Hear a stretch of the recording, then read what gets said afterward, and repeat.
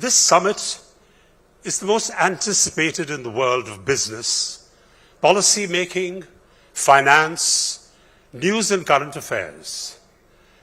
And we are delighted to have you with us here this afternoon.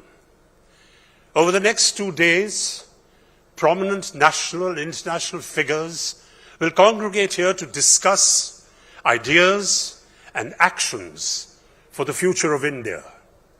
This year's theme is resilience, influence, dominance. This summit is particularly special because we are meeting in the physical format after 2 years, during which the world has changed, perhaps forever. The world is at the cusp of a major transformation with technology and positively disruptive innovations, accelerating the march towards the new normal, which will have a significant bearing both on the old economy, businesses, as well as trailblazing startups. The changes that are sweeping the world will impact not only the way businesses, will not impact not only the way business is conducted, but also people's lives. This will force changes in the regulatory and administrative architectures, dismantling old legacy structures and evolving new systems and processes that will look at problems and solutions from a completely different prism. These changes come at a cost to the planet, pitchforking sustainability and climate change from the fringes to the mainstream of business decision-making. Over the next 13 sessions, global CEOs, government leaders, opinion makers, and technology evangelists will brainstorm, offering deep insights, and will crystal gaze into the future. Later this afternoon, we welcome the indefatigable champion of reforms and innovation and one of the most respected global leaders of today, Prime Minister Narendra Modi ji. One of the most visible changes of the past 2 years has been the way people consume education, lifestyle, entertainment, current affairs, and news content. The consumer is now the decision maker on what they want to watch, wherever and whenever they choose. There cannot be a better person than Ted Sarandos, co-CEO of Netflix, who will be in conversation with Anupama Chopra, founder and editor, Film Companion. And they will talk about cracking the content code. Please welcome them, ladies and gentlemen. Thank you.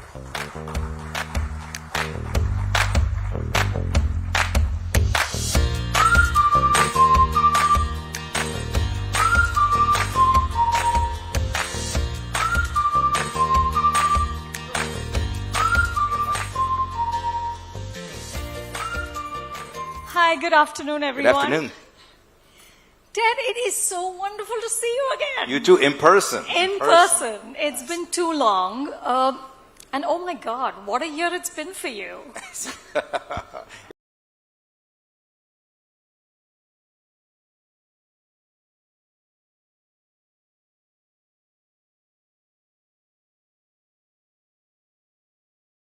January 19th, Reed Hastings, after 2 decades, stepped down and, handed over the reins formally to you and co-CEO Greg Peters. 2022 was really difficult in terms of, at one point you had a loss of subscribers, the stock prices plummet, and then in December, 7.5 million subscribers are added, which is actually beyond the analyst forecasts. Yeah. It's been a roller coaster ride. Yeah, well, first on Reed, which is great. 4 years ago, he spoke at this conference, and this is post the transition. This is my first international visit to this conference. So nice. Thrilled to Welcome be in back. India. Thrilled to be here tonight. And then on the other, the first half of the year was pretty rough last year. Got off to a slow start. recovery from COVID and all these things made things quite uncertain. Remember, we shut down our operation in Russia where we had 1 million subscribers drop. So there was a whole lot of things we were navigating the first part of the year. And then the second half of the year really, got moving. And I think it really speaks to the company that Reed built, which was filled with people who are incredibly smart and resilient. And we really got singularly focused on reigniting growth. And then we had, focused on the content and the programming around the world, built an ad product in 6 months from scratch to out working in the world. And the programming starting probably with Stranger Things season 4 and then rolling into a big global phenomenon like Wednesday and back-to-back hits from all of our content around the world. It's just been, the wind was at our back for sure. What's your top priority right now? Reigniting growth of the company. We've got, if you think about, there was a lot of discussion about the streaming business in the last 6 months. People openly questioning whether or not this is a good business. Well, of course it's a great business because this is what consumers want. The world is moving to streaming and on demand, and away from linear television, away from paid television, and away from transactional movies. And the people who do this well, which we've been solely focused on for 25 years as a company, are going to be very critical in this space. And in terms of being profitable, look at what is success streaming. I really think there are 3 business metrics, only 3. The business can be portrayed very complex or very simple. I think it's quite simple. Number 1 is engagement. Do people watch? How much do they watch? Where do they watch? And when it comes to engagement, we're clearly leading that around the world. When the second one, which is revenue. Do people pay? Do they think this is worth paying for, this content that we're watching? And then because that can be reinvested in more content and more programming and creating consumer joy. And then the third is profit. Is it profitable? And among all of our peers, we are profitable. Netflix company is profitable globally in our streaming endeavors, which our major competitors are not. So if you look at sub counts and all those kind of things, those are sub metrics. The real metrics of the business are engagement, revenue, and profit. Okay, I'm going to come back to that, but before I have to ask you, so speaking of the streaming and non-profit and profit, I just read a piece in Time magazine, which said the streaming wars are now in their chaos era. Okay, and it said that any platform that's not named Netflix is losing money. Disney is laying off thousands of people. And one of the lines in the piece was that the content arms race kicked off by Netflix hasn't paid off. What's your take? Give us a sense of what's happening. What are these streaming wars? Well, it depends on who paid it off for. Yes, we did definitely ignite what I think is the largest explosion of original production, maybe in the history of the medium. And I think from our perspective, you have to bring a lot to the table. In the new generation of entertainers, people have very diverse taste, and they expect to get what they want, and you don't always feel like the same thing. I always joke about that. My wife and I never agree what to watch, and we love each other enough to be married and live in the same home. And so people have very different tastes and different moods, and you have to have something for all those moods. So we started investing in a lot of breadth of content early on. And so for our early investment has paid off. And for us, what they talk about being the only company that isn't called Netflix, they're all losing money. We never took our P&L to zero to grow this business. We grew it soundly by really focusing on consumers and consumer first. And we didn't, so I think as long as you're in the happy consumer business, you can grow infinitely as long as you keep those members happy. Ted, you talked about breadth of content, but when House of Cards first premiered in 2013, you had said that we want to become HBO before HBO can become us. But more recently, you've said that Netflix is going to be part HBO, part FX, part Comedy Central, part the Food Network. Is this a change of tack? No, it's an expansion of it. So yes, we still do that type of programming that we talked about back in the House of Cards days, which, believe it or not, is 10 years ago this month. We launched House of Cards. So it feels like we've been in it for 50 years, but it's 10 years ago this month.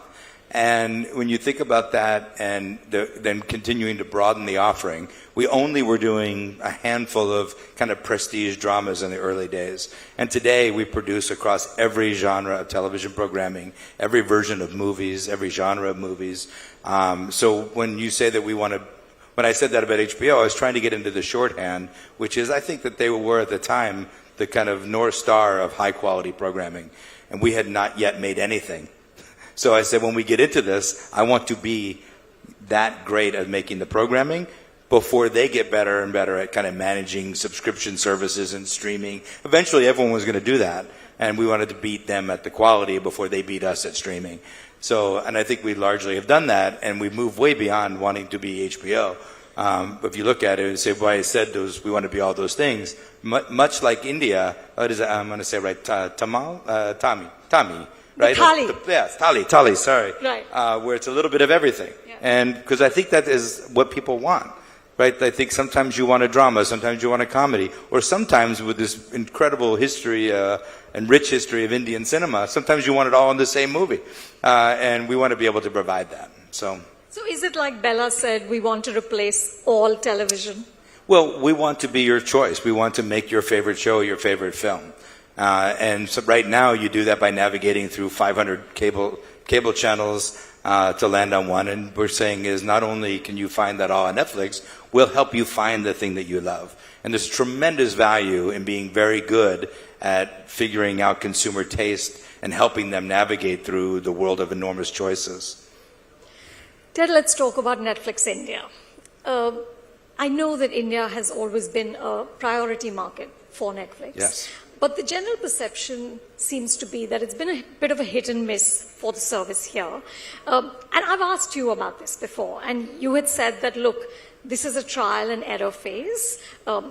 To match audiences with stories is very difficult. Yeah. It's very fluid, and we're committed to getting better and better.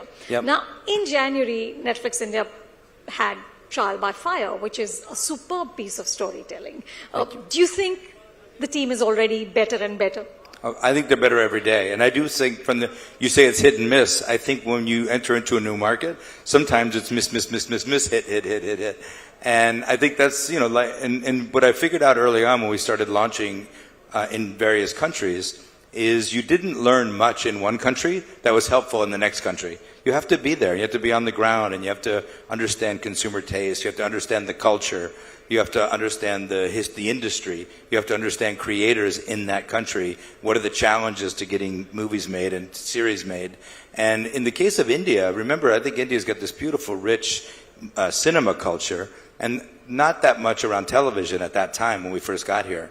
So Sacred Games was our kind of early attempt to say, well, what if you took the principles of cinema and infused them into television?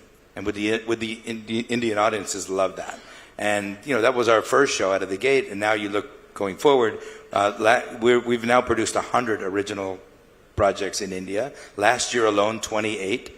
And then to what you were saying earlier, just, we're only in February and we've already released Trial by Fire, The Romantics. The Romantics. I was just going to talk about this great documentary we just did, in Class. And so it's been for us, I think that these are, and it's early February, it's only early February, that the slate of films and series that we have coming up for the next year are stronger than we've ever had. So this idea of really getting into the rhythm and the groove of local taste and local desire, I think we're better at that than we ever were. And I do think that why we can get there is our team who runs India run it from India. A lot of, I think, companies who try to run India out of California get frustrated early on because they just don't learn anything. And here our team really does understand the local culture and the local storytellers, and they themselves are part of the local audience, which gives us a large advantage. And that's why we've invested so heavily in not just in production in India, but we have 250 people in an office in Mumbai. We have an office here in Delhi. People who really care about making great content in India. Yeah. And of course, last year the big success stories were Gangubai and RRR for Netflix. Yeah. Incredible. I mean, honestly, Ted, I've never seen that much euphoria around an Indian film like there was for RRR. Well, look, I think what's really special about those two movies this year, every once in a while there's an inflection point in a change in distribution or a change in storytelling or a change in appetite. Being in Los Angeles during award season, this year, RRR and Gangubai were in the discussion deeply. Everyone was talking about this movie. There are 180 movies to watch on the voting site, and two that got watched a lot were these two movies. And then they get found out because they saw them on Netflix. So those movies kind of get pushed into the culture on Netflix, and then people start talking about, hey, did you see this movie? Did you see this movie? And RRR, for many people who I know, may have been the first Indian movie they ever saw. And for them, it was such a wild journey that they want more. They're going to want more. The way that Squid Game did that for Korean content around the world, again, on Netflix. So it's not that it's impossible to have a global hit. It's very rare, and you need to have a distribution platform like Netflix, and you need to have a system of choosing like Netflix to help surface things that you may not know you're going to like, but we do. And we could put that movie in front of you, and it was an enormous success on Netflix, RRR, and I think it's been, even, the director acknowledged as much when he was nominated for the Oscar, or for the Golden Globes, that most people in the world found it on Netflix. Yeah. But practically speaking, what do you need to do? By the way, I include those two, but I forgot. Elephant Whisperer, which is actually nominated for the Academy Award. Absolutely. That's on Netflix for too. short documentary, and it's our second nomination for short documentary. Both films from India. Period, End of Sentence, which won the Oscar a few years ago, and then Elephant Whispers, which is nominated this year. How wonderful. How wonderful. Practically speaking, what's the way to consistently have local content break out globally? Make it work locally. There's you cannot reverse engineer a global show. The things that work globally are the things that are the most authentic local. Squid Game from Korea was every bit Korean television and a hybrid of Korean television and Korean cinema. And it worked first and foremost in Korea and then blew up around the world. And I think that's true of all of our shows that have worked globally, is that they first and foremost were loved by the local audience. Ted, one of the most mysterious things about the streaming world is, of course, numbers, right? Because so little is revealed. There are all these subscription numbers that do the rounds, and if you look at those, then yes, Netflix is lagging, but if you look at third-party apps, if you look at App Annie or ComScore numbers, in fact, Netflix leads because, like you were saying, engagement is so high. It's 74% for Netflix, whereas the rest of the platforms are declining. So I know you already addressed this in a little bit, but is that then your measure of success? And how does Netflix India rack up? It's absolutely the measure of success. It has to start with engagement. Do people care enough to spend their viewing time with you? Are they spending their screen time with Netflix? And so that's why that engagement metric is so fine. It's so important. In India, like I said, we've had the best year of our existence in India. We grew engagement in India 30%. So our content watching grew by 30% last year in India. Our revenue grew by 25% in India. Again, wouldn't have happened if it wasn't tied to that engagement lift. So a lot of measurement, if you're trying to steer around subscriber number, and they make nice headlines, but they're not a real business metric. Does that, behind that subscriber number, is there engagement, is there revenue, is there profit? With Netflix, yes. Traditional wisdom in India is that you can't really build a mass platform without sport. Now, you've said that Netflix is not anti-sport, it's pro-profit, yes. Right? Yes. And you're confident that you'll take this to twice its size without sport, but here it's like, if you don't have cricket, you can't do it. So what's your response? Well, it has been true historically that sports were very important for pay television, for broadcast television. And I think for the most part, it was a very large loss leader. So the big question was, can you build a big audience or a big business without a lost leader of sports? And for us, we have proven that we can, and we have. And so I do think that we can, and I do think the way people engage in sports isn't all just about watching the game itself. Look at the impact that we've had on Formula One around the world with our show Drive to Survive, in which we just launched new shows that take place in the world of professional tennis, in the world of professional golf. You saw The Last Dance and the impact that it had on both on Michael Jordan and on the NBA around the world. We saw bigger numbers, viewing numbers on Netflix internationally than ESPN saw domestically on Last Dance. So we do engage sports lovers on Netflix, just not with the live game. And I just think in our subscription model, we don't really have a path to profitability for live sports, but we do definitely engage with people who love sports, and they see them on Netflix in the form of these great sports documentaries. So tech guru Scott Galloway said that Netflix spends more on content than the defense budget of Sweden. And the truth is, it's actually more. You spend more than the defense budget of Sweden. It's at $17 billion a year. I was going to say, I don't know the defense budget of Sweden, but I know our content budget, and it is that. You're correct. So how much of this, Ted, is for Netflix India? And what is the brief in terms of content? Because as you give cheaper options, as you have an ad-supported tier, you're going to have to sort of make the content more mass rather than premium. So what's the brief? Look, I think the key is that as you start in the business, whenever we launched anywhere in the world, the first people who signed up for Netflix were probably very Western-centric in their taste, early adopters to technology, had wired broadband at home and a big screen TV and all of that. And as you get more and more mass, you get more and more mix of folks, so you need a mix of price points. So over the years, we've added multiple price points, including we're rolling out an ad tier around the world. And the programming too then begins a little more in the mainstream. You don't abandon the other program. It's additive. This is all additive. And then as people move up and down in the way that they look at their programming and the taste, sometimes you find yourself watching something that you've never seen before or thought you would like, and you love it. We have an unscripted show from Korea right now called Physical 100 that people are watching all over the world. And this is, again, we've only been making original content in Korea for a few years and working across all forms of storytelling. The way that Indian Matchmaker is a very big hit in the United States, that you can make all those content work. So when I tell you that we're growing engagement and revenue in India, then the next part of that is that India gets a little bit bigger piece of the content budget. And so you basically are trying to constantly get just ahead of or just behind the growth in a market and figure out what's working and keep investing. So I would say that we are going to be investing more and more in India as we can continue to grow engagement and revenue in India.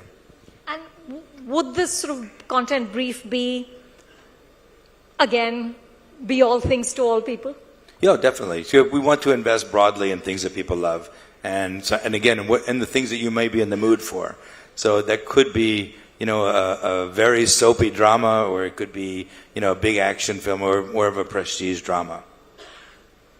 Ted, last year when the 1.2 million subscriber loss was reported and the stock price fell, there was, and this was actually reported in many sort of platforms and newspapers, there was sort of almost audible glee in Hollywood, right? To see a giant tumble, also because you upended every rule that was and that existed till then. At that point, Ted, did you have a sort of a dark night of the soul? Were you afraid, and how did you get past it? Like I was saying earlier, the company was really built to be resilient. So, and I try to have great perspective. So people say a lot of very nice things about Netflix. Don't take them too seriously, because when they say mean things about Netflix, you don't take them too seriously either. And I wouldn't say that we really stumbled as much as we tripped.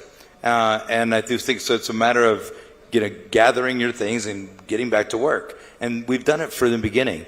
When we started Netflix, when we were just mailing DVDs around the United States, we were at it. We were leading the market. And then Walmart, the world's biggest retailer, and Blockbuster, at that time, the world's largest entertainment company, both came at our business and undercut our price dramatically and tried to run at us. And we sunk a little bit, and we came back. And we came back by making a better product and keeping our members and our customers first and foremost. Didn't worry about the competition very much. And then when we launched into our streaming business, we had a little bouncy middle there. We were trying to figure out between DVD and streaming which was going to be our future and which date you'd want to pull the plug on one or the other. And we did this thing called Quickster that the members hated everywhere, and a bunch of people quit, and and our stock went down. Then actually, our stock dropped much more dramatically than it did recently, and came back within about 18 months. So we've been through, success stories are very rarely straight up and to the right. They're a history of downs and lows, and mostly when you get through them, you barely remember them. So in success, you barely remember those moments, but you try to remind yourself all the time because you want to stay sharp and you want to avoid unforced errors, and you want to think about what did we do wrong then, and let's make sure we don't do that again, but let's try something new. And like you said earlier, we did break a lot of rules when we got into the business, but I'll let you in on a secret. It's not because we were trying to be rebels. We didn't know the rules. So it helped us a lot. So you don't panic ever, Ted? Panic? Yeah. Do you ever get scared? No, I mean, you will always want to be a little scared. You always want a little, very healthy level of nervousness, but not panic. I think here's what I take a lot of confidence in. We have been in this business for 25 years. We have one business. This is all we do, so we have to be great at it. We've built a phenomenal team. Reed Hastings had created a company within a phenomenal culture that's resilient and fast-moving. Rapid deployment, rapid recovery is kind of a model that we've worked on from the beginning. And we're in a business that people want. Streaming is the future. People are going to increasingly move away from linear television, away from transactional movies, towards streaming. In fact, in the U.S., where we're very penetrated and streaming is quite mature, streaming grew 46% in December, and by next year, it's forecast to surpass both cable and broadcast to be the dominant way people watch television in the United States. And I believe that's going to be true around the world. I read an article, Ted, in the New York Times in which Barry Diller said this about you, and I quote exactly. He's had more singular influence on movies and television shows than anyone ever had. He has denuded the power of the old movie companies that had held for almost 100 years. They're now irrelevant to setting the play and rules of the day. If there is still a Hollywood, he is it. Are you Hollywood, Ted? That would be news to my wife and kids. I think that the version of Hollywood that Barry talks about, Barry's very generous, by the way, when he says that. I think the reason why it's possible that I've had that kind of influence is because Netflix has had that kind of influence, and that streaming is such a popular way of consuming. So in that way, very few places and few companies have done movies and television together in the same place under the same scale, at the scale that we do, and in as many countries as we do, and as many languages as we do, and it really has changed the way people watch. I mean, sorry to keep quoting the U.S., but in the U.S., which has no appetite for international programming over the years, our watching of non-English content keeps doubling every year. So this is, I think, a way to kind of make movies and shows anywhere in the world, and if you make them good enough, they'll be watched all over the world. That's never been done before, and I just happen to be the guy who's, overseeing a lot of very smart people doing it. What are you proudest of, Ted, of what Netflix India has achieved, and what do you want to see happen in the next 2 years? Proudest of Netflix India has been that ability to just keep going. Yes, we started off pretty slow. We were had a lot to figure out, but just the ability to keep going and making great programming. If you want to see, we just released this. You mentioned the Romantics. For me, I want to make this mandatory viewing in the company, where I want every one of our employees, all 10,000 people, to watch all episodes of this documentary to learn about this incredible, rich history of cinema in India. The storytelling is great. It tells you so much about the culture here and the business culture and the storytelling culture. I learned more in that 4 hours than I have learned in the last 20 years trying to figure out India for movies and television shows. And I'm super proud of the fact that we're in the discussion when we talk about Indian cinema, which is something to be so proud of. And I think even this year, like I said, with Oscar nominees from India and are being able to drive audiences to films that they've never seen before from new places in the world, it's a lot to be proud of. Yeah. I'm going to end, Ted, with a few questions from the Proust questionnaire. What is your idea of perfect happiness? Perfect happiness. Oh, in life or in life. You know what? I think that I think I have a version of it, which is people are always constantly trying to figure out what the life-work balance is, and I have figured out that there is no life-work balance. So do something you love, and I do that. I get to do the thing I love. Which living person do you most admire? It's very. That's a long list. It's very hard not to look at the resilience of not just President Zelensky, but the people of the Ukraine and what they've been through, and the strong resilience of those people. It's amazing. On what occasion do you lie, Ted? I'm sorry? On what occasion do you lie? Oh, hardly ever. The problem is I can't remember things very well, so if you lie, you have to have a very good memory to lie. So. Last one, what is your motto? My motto is this is a business motto. I ask the teams all the time, is the juice worth the squeeze? So is this going to be so big that you'd be willing to put up with almost anything to make it work? So when someone wants to do something that's really hard or really controversial or really difficult, I say, is the juice worth the squeeze? Nice. Ted, thank you so much. It's always such a pleasure to speak with you. Thank you. Thank you all. Thank you.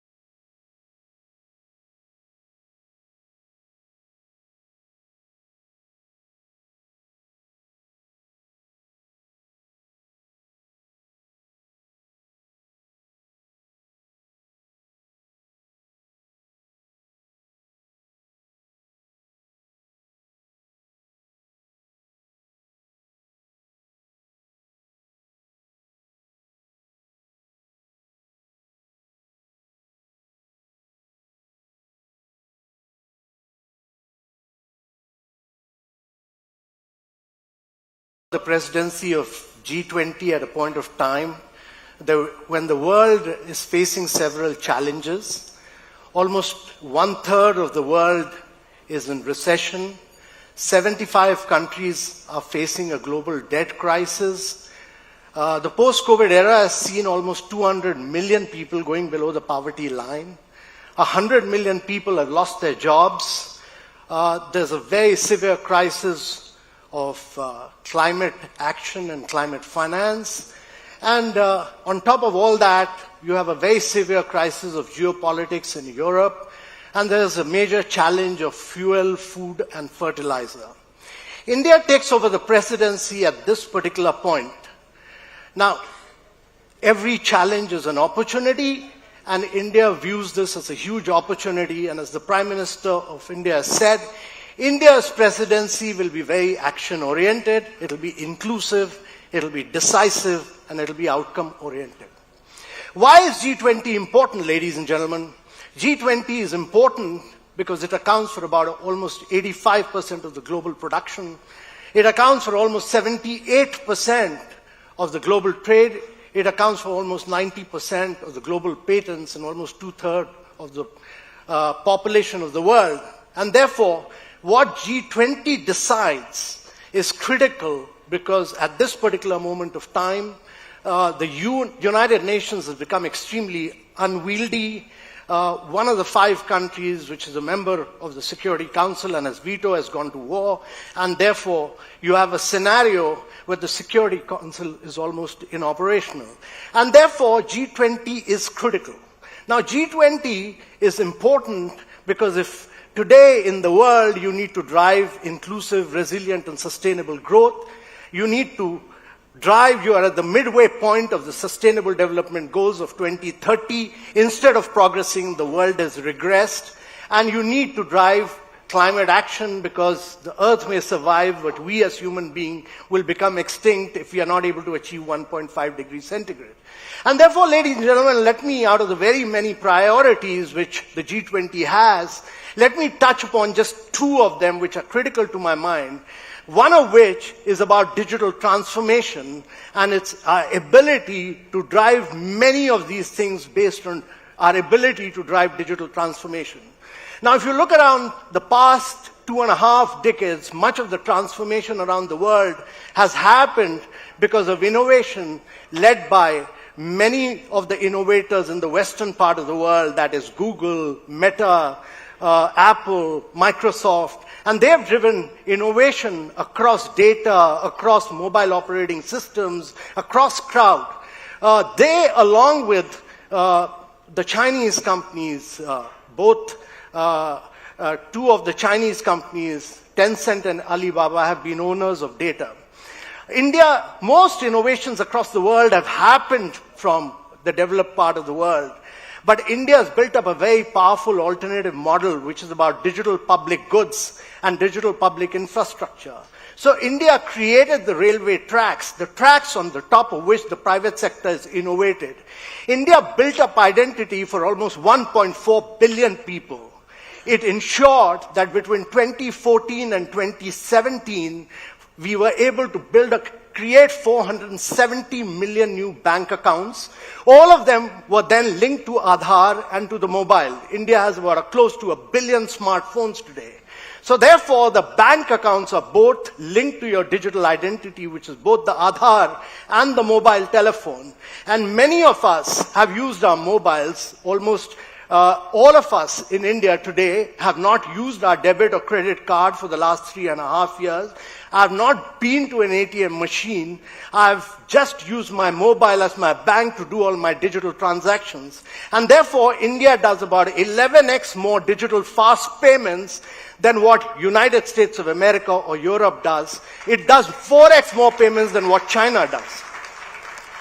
So, ladies and gentlemen, from the digital payments, which is one part of the story, that is identification, bank accounts, and then linking them up to the unified payment interface which enabled digital payments to take place.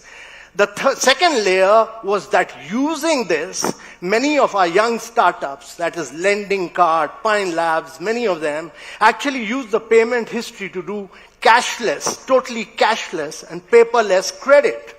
All of this is cashless, paperless credit. And then on top of that, you had many young startups who've become unicorn, like Grow, Upstock, Zerodha. And imagine one young startup like Zerodha holding, today handling about 22% of our stock market is a young unicorn. And they were all able to do wealth management on the basis of the fact that they do cashless, paperless wealth management across India using the payment history of every individual. And then from wealth management, we had another set of young startups like Digit and Acco who started doing insurance. When I started my career and I wanted to buy an insurance policy, it used to take me 3 to 4 months of paperwork. In India today, everybody gets an insurance policy using Digit or Acco in less than 5 minutes. So what we've seen is identity, bank accounts, mobiles being used for payment, then credit, then wealth management, and on top of that, insurance policies all being issued in less than 5 minutes. When I was a young officer, I was working with traditional fishermen in Kerala. The challenge for me was to transform the lives of traditional fishermen. We were able to give them new outboard motors, which enabled them to go much further into the sea, get higher catches. We were able to give them new fishing nets, which were then known as disco nets. We gave them new fiber crafts, which was fiberglass crafts, so that they could do good catches. And they got good catches. But the challenge was that fishermen were prone to drinking, and therefore it was very necessary to open bank accounts for them. I used to chase physical bank managers. It used to take me 5 to 6 months of chasing and know your customers to open a bank account. Today in India, we open a bank account using a biometric in less than a month, and that is the huge transitional story of India. Ladies and gentlemen, what India has achieved through digital public goods, and on top of that, allowing private sector to innovate. And therefore, India is the only country in the world where PhonePe competes with Google Pay, Paytm competes with WhatsApp and beats them in the marketplace. Ladies and gentlemen, this is a completely different story from what the big tech model of the United States is. It's a very different story from the GDPR model of the Europe, where they laid emphasis on privacy, but at a cost of innovation. What India has driven is both privacy through the data empowerment protection architecture, and that is, the data is owned by the citizen. He gives consent to enable many of these things to happen. And therefore, this transitional story is really the story of tech innovation for the world and for the future of the world. And that is the way it'll go. So ladies and gentlemen, this is the transition which India has made. In 3 to 4 years' time, using technology, it has pole vaulted in a manner which nowhere else in the world has happened. The second big story to my mind is that it'll be impossible for the world to grow, expand, and progress without going digital and without going green. And therefore, the second big story of India is its story and its ambition to be the first country in the world to industrialize without carbonizing. India is not responsible for carbonizing the world. If you look at 1.5 degrees centigrade, if you were to look at the total carbon space available, is 2,400 gigatons. India accounts for just about 52 gigatons, which is about 1.4%, whereas logically on a per capita income basis, it should be entitled to about 17.5% of the carbon space available. But irrespective of that, India is committed to a very rapid green transition. It is the first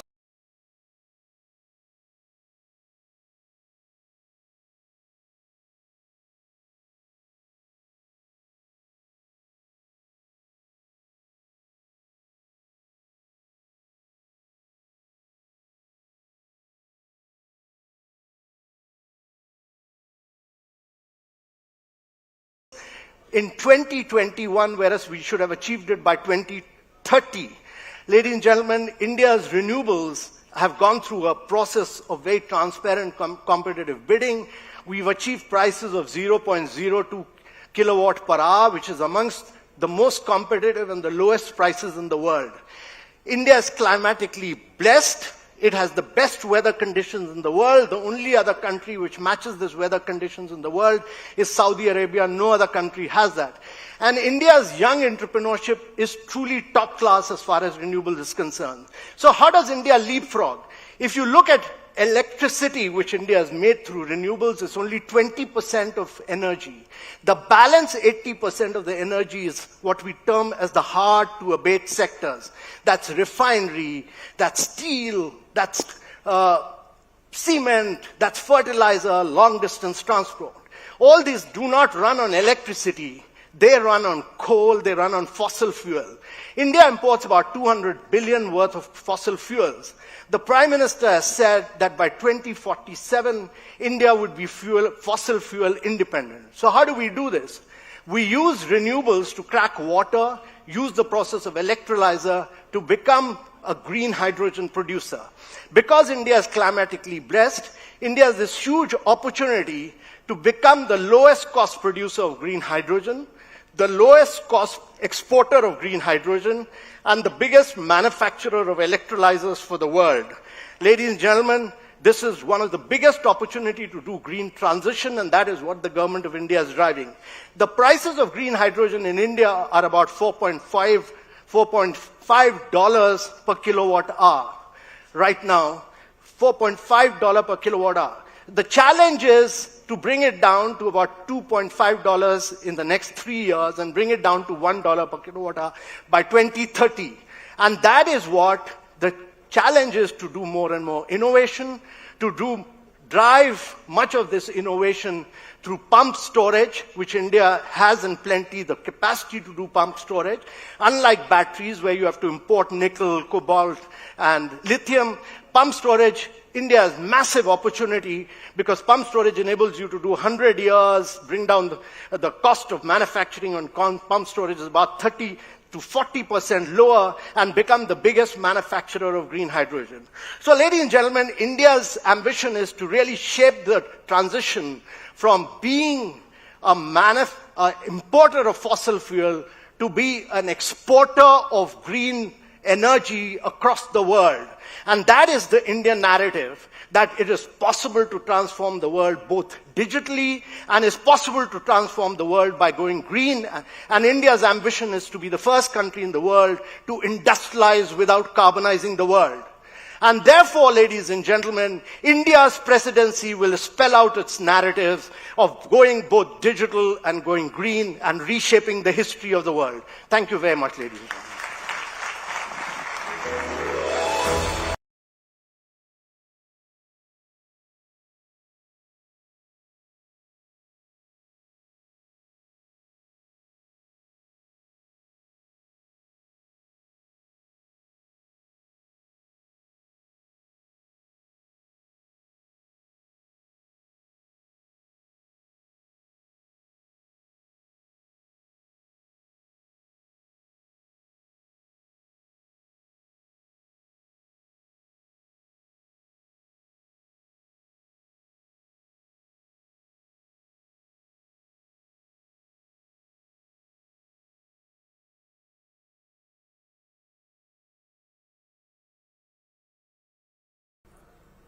Representing PwC, we're an organization that focuses on numbers. So let's start with a few numbers. 1.7 billion, 10 trillion, 3, maybe 2. Why are these numbers important to the next decade of India? It's everything that Mr. Kent just talked about. Potentially, in 2033, 1.7 billion people, driving economic growth, potentially an economy contributing $10 trillion to the global economic landscape, and yes, the relativity of that being that it arguably becomes number 2 in the world.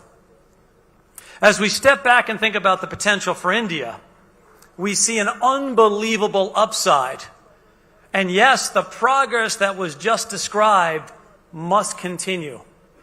So let's talk a little bit about how we see the world in front of us. Despite signs of an economic slowdown, continuing high inflation, the ripple effects of the war in the Ukraine, interest rates, and the like, the outlook for India has never been better. From inside of India and from out. India's CEOs have managed to stay the course, and our own PwC survey, where we survey 4,400 CEOs around the world, talk about the pessimism in the global economy, yet the Indian CEOs see the positives in the India economy, as do the rest of the CEOs around the world. We believe India can not only grow its economy this year, but do so at the fastest levels. And if able to sustain that, it actually does capture this next decade.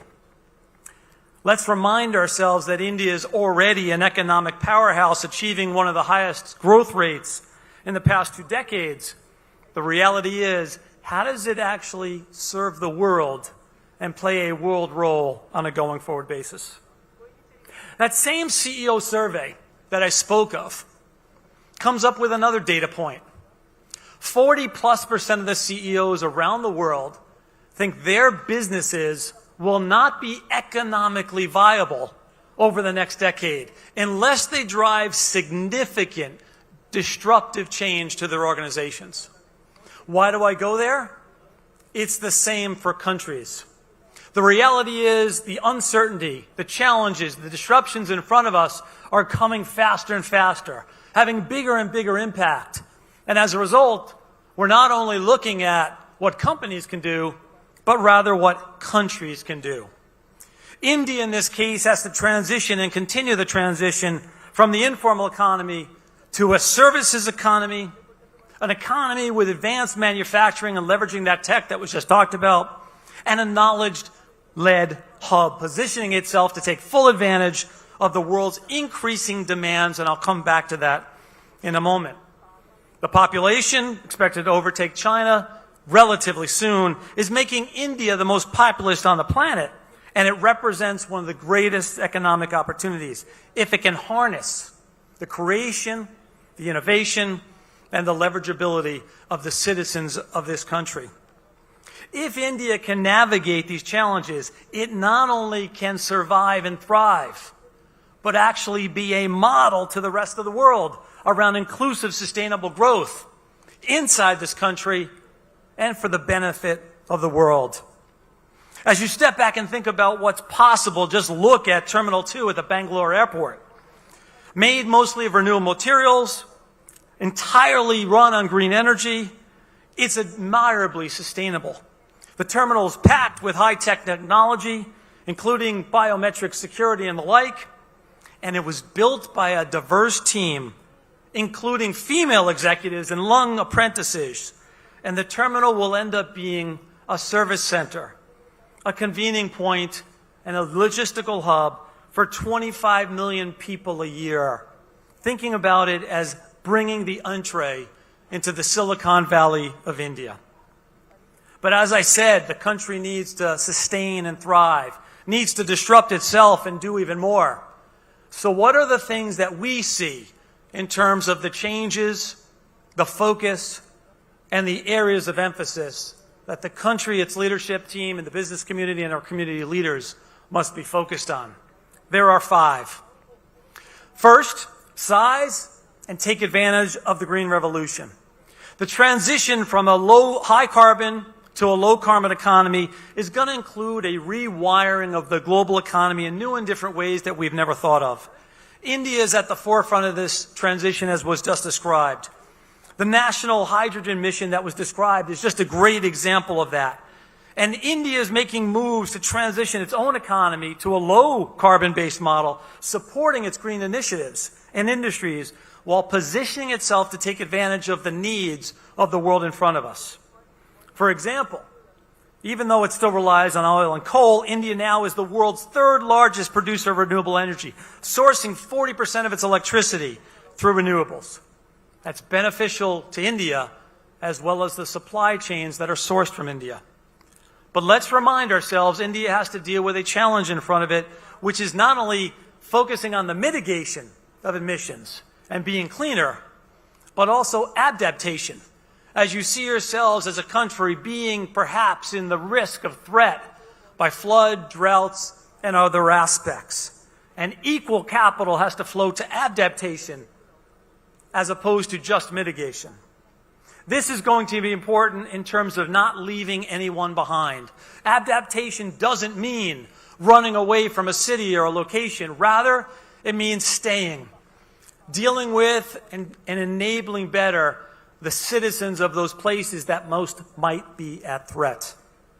Let's jump to the second thing, as was described just a few minutes ago, being a leader in tech. We're pleased to see Prime Minister Modi herald the decade of the 2020s be India's technological decade. I'm going to argue it's not India's technology decade, it's actually the world, of which India has a major and perhaps leading role to play. We know India is a leader in digital transformation. As was described, processing as many digital payments in this country alone as Visa does on a global basis at any given point in time. And as was described, you're already rolling out biometric techniques to deal with and accelerate the changes in terms of how to deal with finance, healthcare, education, and other aspects like this. It's this kind of innovation, this kind of boldness that can make India even a bigger tech contender in the coming years. And they need to make the most of its young, digitally savage population, rapidly exploding and expanding that connectivity for purposes of innovation. And we see a huge opportunity to do that. That technology, that climate and going greener leads to the third point, which is developing the sectors of tomorrow. It's clear that you're making the right moves as a country to grow and ensure that you're actually at the higher end of manufacturing, while actually transforming yourselves to be more focused on services with equal prominence. The government's continued focus of building the infrastructure to support this and making the infrastructure easier to do business is going to be significantly important to convince those outside of the world to actually invest, grow, and leverage what's happening inside of India itself. The recent CapEx push is driving a self-reliant India initiative, and it's going to achieve a number of sustainable goals that India has outlined, but will also enable the achievement of the sustainability goals that the UN had poured forth previously. The only way this happens, though, is more focus on public-private partnerships, coming together to get the needed capital and the capitalism in place to drive the change at a pace commensurate with the opportunity. This is going to be important to ensure that India is well positioned to necessarily drive the change inside, but also drive the attractiveness of companies from the outside to want to come in and diversify their supply chains. Let me be very clear. This door is now open. As you look at what's happened in the geopolitical world, India now becomes a much bigger opportunity in terms of global supply chain optionality and diversification. But it needs to overcome the potential barriers. Those barriers will include other governments and countries incenting behavior back to the homeland. It will necessarily have to overcome and overachieve in terms of where China, coming out of its COVID threat, will now actually go big as it plays on a worldwide stage once again. And you cannot underestimate the China government in helping support this happen. As a result, India needs to actually think about redesigning supply chain for the use of others, being economically feasible, resilient and secure, be scalable up and down, no matter what the economic certainty may be leveraging labor and data like never before, and yes, be greener, and ensure that the greener is trusted, understood, and benefit for those upstream. This opportunity is tremendous as we look at the decade ahead.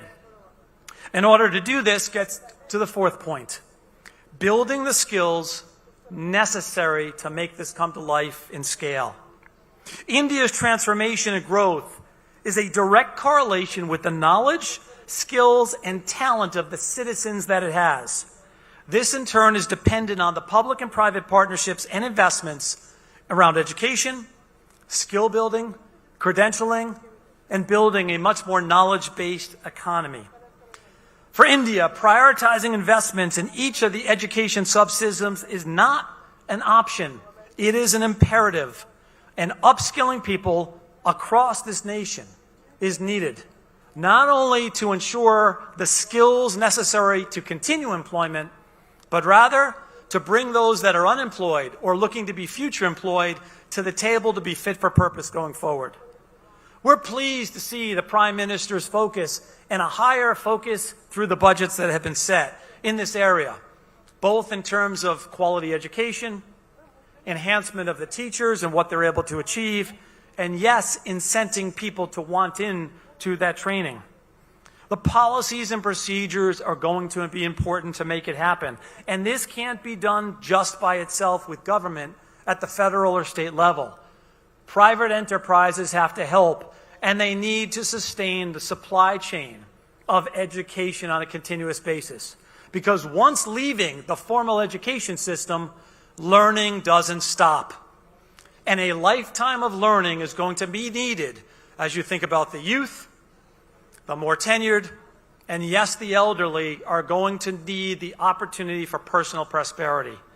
In our case at PwC, we're working with, for example, UNICEF and Generation Unlimited to actually ensure not only the skills and an appropriate supply of labor, but also the entrepreneurship and the scaling of entrepreneurship to create the demand for that labor.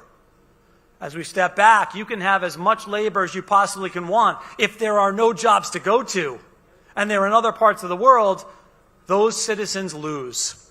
So Gen U, PwC, UNICEF, and other organizations like that are working with your government and at the local and federal level to ensure connectivity, the use of technology, to access that education. Ensure that we've got quality courses and certification opportunities and broader education potential. But yes, we are also looking to ensure the entrepreneurship, dealing with the demand side, and yes, inclusively bring youth to the table more so, since they are the ones that both benefit from the opportunity as well as will drive the change needed to capture the opportunity. Which leads to the last point. How does the country continue to harness the power of young people and women? By 2030, India is projected to have the largest working age population on the planet. This is great if those people can find jobs. India will see a huge demographic dividend from it, speedy economic growth commensurate with that labor force change, and millions of people entering the labor force. And as a result, enabling their own consumption at a higher level, thereby enabling economic growth at the communities, at the larger state and federal level, continuing the cycle for economic development. It's clear that the centers of excellence the government is putting in place is going to help, but more has to be done. More has to be done to ensure that women are an important engine for that future growth. And this is where culturally, systemically, as well as consistently around the country, more needs to be done. Currently, 20% of the women in this country are in the workforce. That number needs to increase significantly as you look at the opportunity for both labor participation, more consumption, and the inevitable circularity of what's ongoing. Yes, the union budget has actually focused on this, but not at the pace of change necessary to be commensurate with the opportunity over the next decade. As I started, 1.7 billion people, $10 trillion of GDP, contributing 10% of the world's GDP, is the opportunity for India. As you step back, these 5 springboards, focusing on green, leveraging technology, enabling scalability of the sectors and new sectors to be developed, by therefore enabling new and different skill sets to be leveraged and bringing youth and women into the agenda, are the key ingredients to success for India over the next decade, ultimately achieving, if not outperforming, the expectation of those numbers that I just described. When I arrived in India, both in December, when I came here to visit previously, as well as yesterday, I had 3 observations. First, India, as a country, does have the opportunity to make this world its focus for the next decade. In doing so, it has to actually enable a better brand recognition outside of this country, far eclipsing what people perceive it to be today and what needs to be focused on, not on what it was in the past, but what it is today and what it can be tomorrow. That marketing, that advertising, that experience has got to be cascaded for the rest of the world to want to come here more so. Clearly the need for focus on infrastructure, ease of doing business, rule of law and the like needs to continue. You are making progress in those areas and the world needs to know more so of it.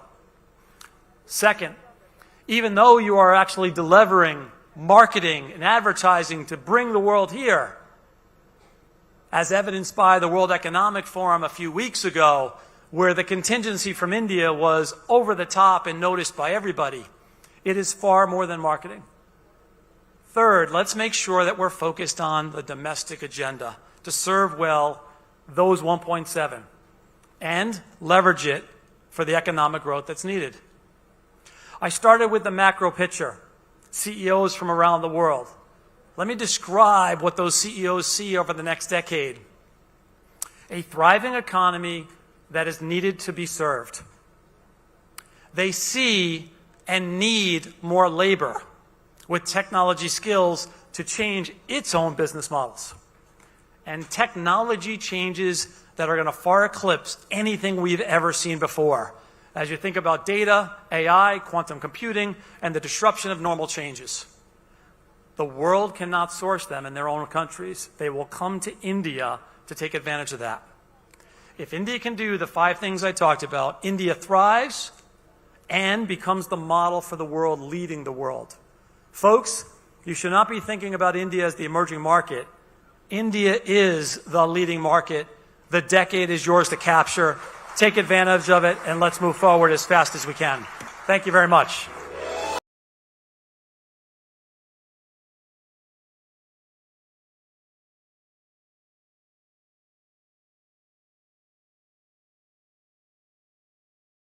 Collapse of several Wall Street icons was felt globally, affecting every economy.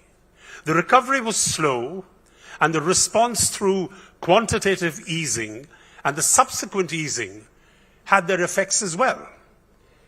15 years later, the world economy is struggling to recover from the COVID debilitating consequences and the shaky geopolitical situation. How are the two recoveries different? What are the similarities in response? Let's hear it from Rosie Rios, 43rd Treasurer of the United States, CEO, Red River Associates, board member, Ripple, in a session on a tale of 2 financial recoveries and lessons learned for the future.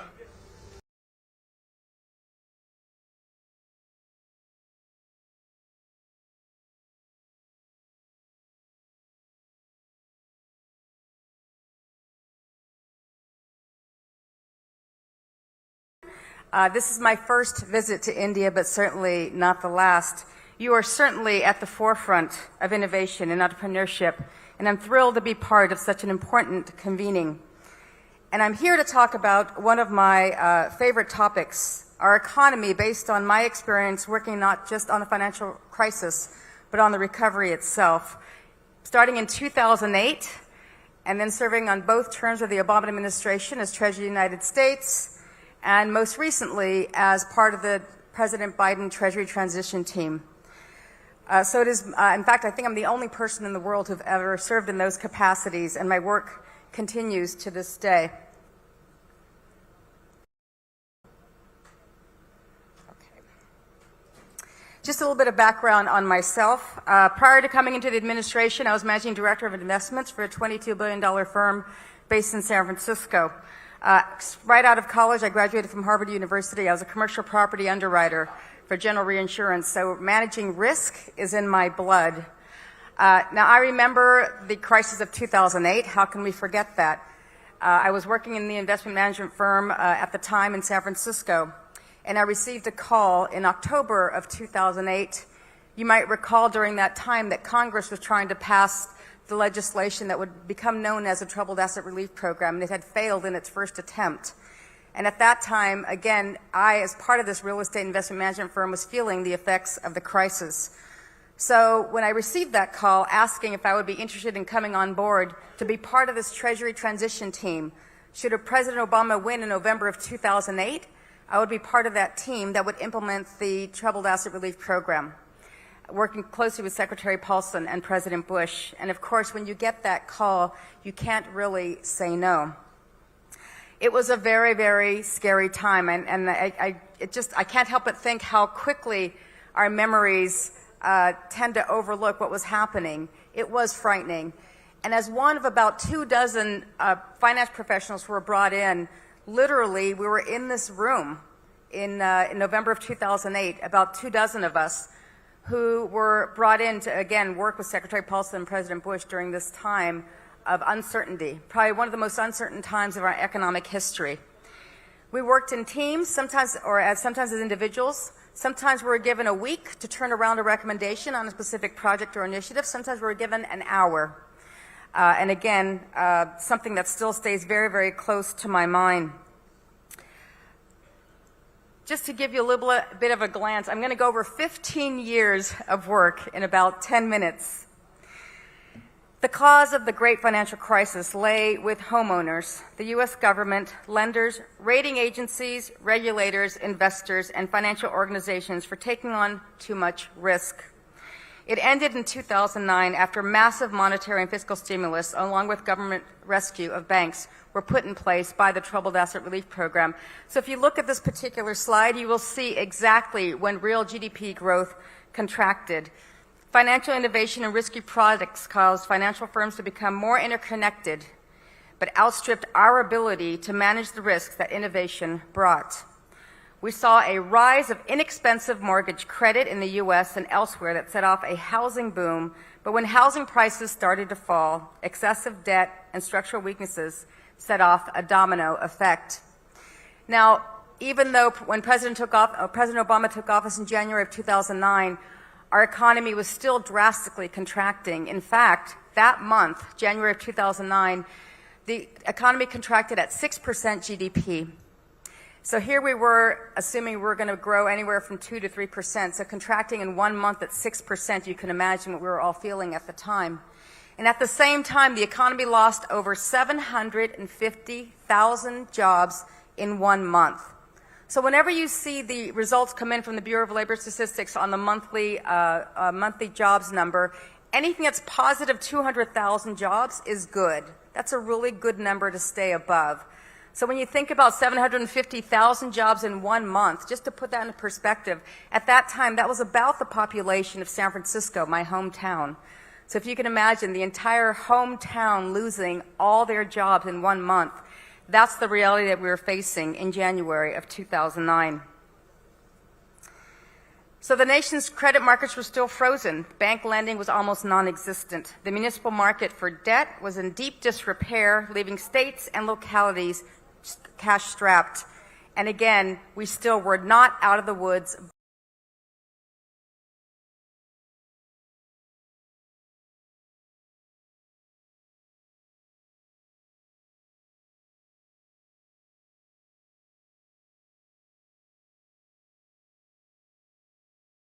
Provided tax credits for shovel-ready projects on major capital programs across the country. We still had a lot of work to do, but as you can see from these slides, the financial firms were still very much feeling the loss. You can see this as you can see what happened with triggering the worst Great Recession since the Great Depression, which ultimately destroyed 9 million jobs, shrank the economy by hundreds of billions of dollars, and the crisis was caused by, among other things, again, this housing boom, as shown in the slide that you can see. The severity of the crisis is also illustrated by the rapid increase in corporate bond spreads in the fall of 2008, as well as a dramatic fall in household net worth. And I do recall when I sold my house in 2009, not exactly the best time, so I think we were all feeling it. So one of the things that was very important at the time that we all came together again, during this very unprecedented time, was a set of core principles that we worked on with both administrations. So again, this is working closely with the Bush administration so that when President Obama took office, there would be a natural alignment. And this strategy included these core principles that you see in front of you. A comprehensive, forceful, and sustained response. We needed to act quickly and consistently. A categorical promise to prevent a catastrophic failure of the financial system, and a pledge to support hard-hit families. It was working at all levels. Main Street, the inequality that existed and continued during that time, along with Wall Street, and the goal of mobilizing private capital wherever. But the aftershocks continued for years with subpar growth and low inflation into this decade. From an economic perspective, The global financial crisis highlighted that fiscal and monetary policy do work. There is a role for government, central banks, and global cooperation in putting free market economies back on track when they get into a downward spiral. But the work continued even beyond the Troubled Asset Relief Program. As I mentioned, we set up the American Recovery and Reinvestment Act, and in addition to that, in 2012, Congress passed what was known as the Dodd-Frank Act legislation, which included unprecedented steps for Wall Street reform. As you can see in this slide, it included clear guidance for specific oversight over what were considered as our traditional banking systems, which now included traditional banks, but also non-bank financial companies, swaps and derivatives, hedge funds, investment banks, clearinghouses, and exchanges. It also set up the Office of Financial Research in order to look at the empirical data to foresee and perhaps even forecast any other anomalies in the system. It also included the formation of the Financial Stability Oversight Council. This includes all regulators within the federal government, including the Federal Reserve, and is chaired by the Secretary of the Treasury. This group is so important, especially today, as you see other innovative programs, whether it's crypto or other assets coming into light, that allow the government to act quickly and swiftly with those regulators in place, ready to go. So what were the key takeaways that we saw from the first financial crisis of the 2008-2009 era? One, consumer behavior is the hardest to change unless there's a shock to the system, and I will introduce what that shock is in a minute. So debt, housing, spending, there were definitely patterns here, but there are now new patterns. The fundamentals of the job market have evolved. We now have the gig economy. So, for example, in the United States, here's a great question for you all. Is an Uber driver considered employed or unemployed in the U.S.? The answer is, as is the case for most economic questions, it depends. In this case, if an Uber driver is actively seeking other employment, then he's considered unemployed. But again, those are factors that we would never have thought about in the previous economy that we are now faced with today. And of course, shifting key demographics will influence economic and social behaviors. There is a whole new generation of investing, saving, and spending that is coming to life in millennials and post-millennials, which I will also discuss in a minute. But in the meantime, welcome to the new disruptor. Certainly the pandemic has caused a social, political, and economic tsunami that we would never have anticipated. And I mean no one. So here I was serving eight years in the Obama administration, and again, that first period on the transition team, and I get the call again from the White House asking if I would come back to be part of President Biden's transition team. You can't say no. You just can't say no. So there I was again. It was in the middle of the pandemic, and our conditions were so different, and our transition teams were very, very different than 2008. Even though we were there physically in D.C., actually I was flying back and forth to San Francisco where I still live, that interaction, that personal interaction that we had with the first transition team of 2008, we couldn't have because of the pandemic and because of the shutdown. So our interaction was unique and very challenging. And it was, again, a very different set of circumstances. The pandemic really was not very consistent in terms of how it was being, how resources were being deployed and how we had to take that over. There was also uncertainty for our new normal, that same uncertainty that exists today. And again, a whole new reinvention of the labor force. Again, much of it driven by technology and innovation, and a lack of clear guidance and regulation on some of those new technologies. So again, this is our shock to the system that we were faced with then, and quite frankly, we're still faced with today.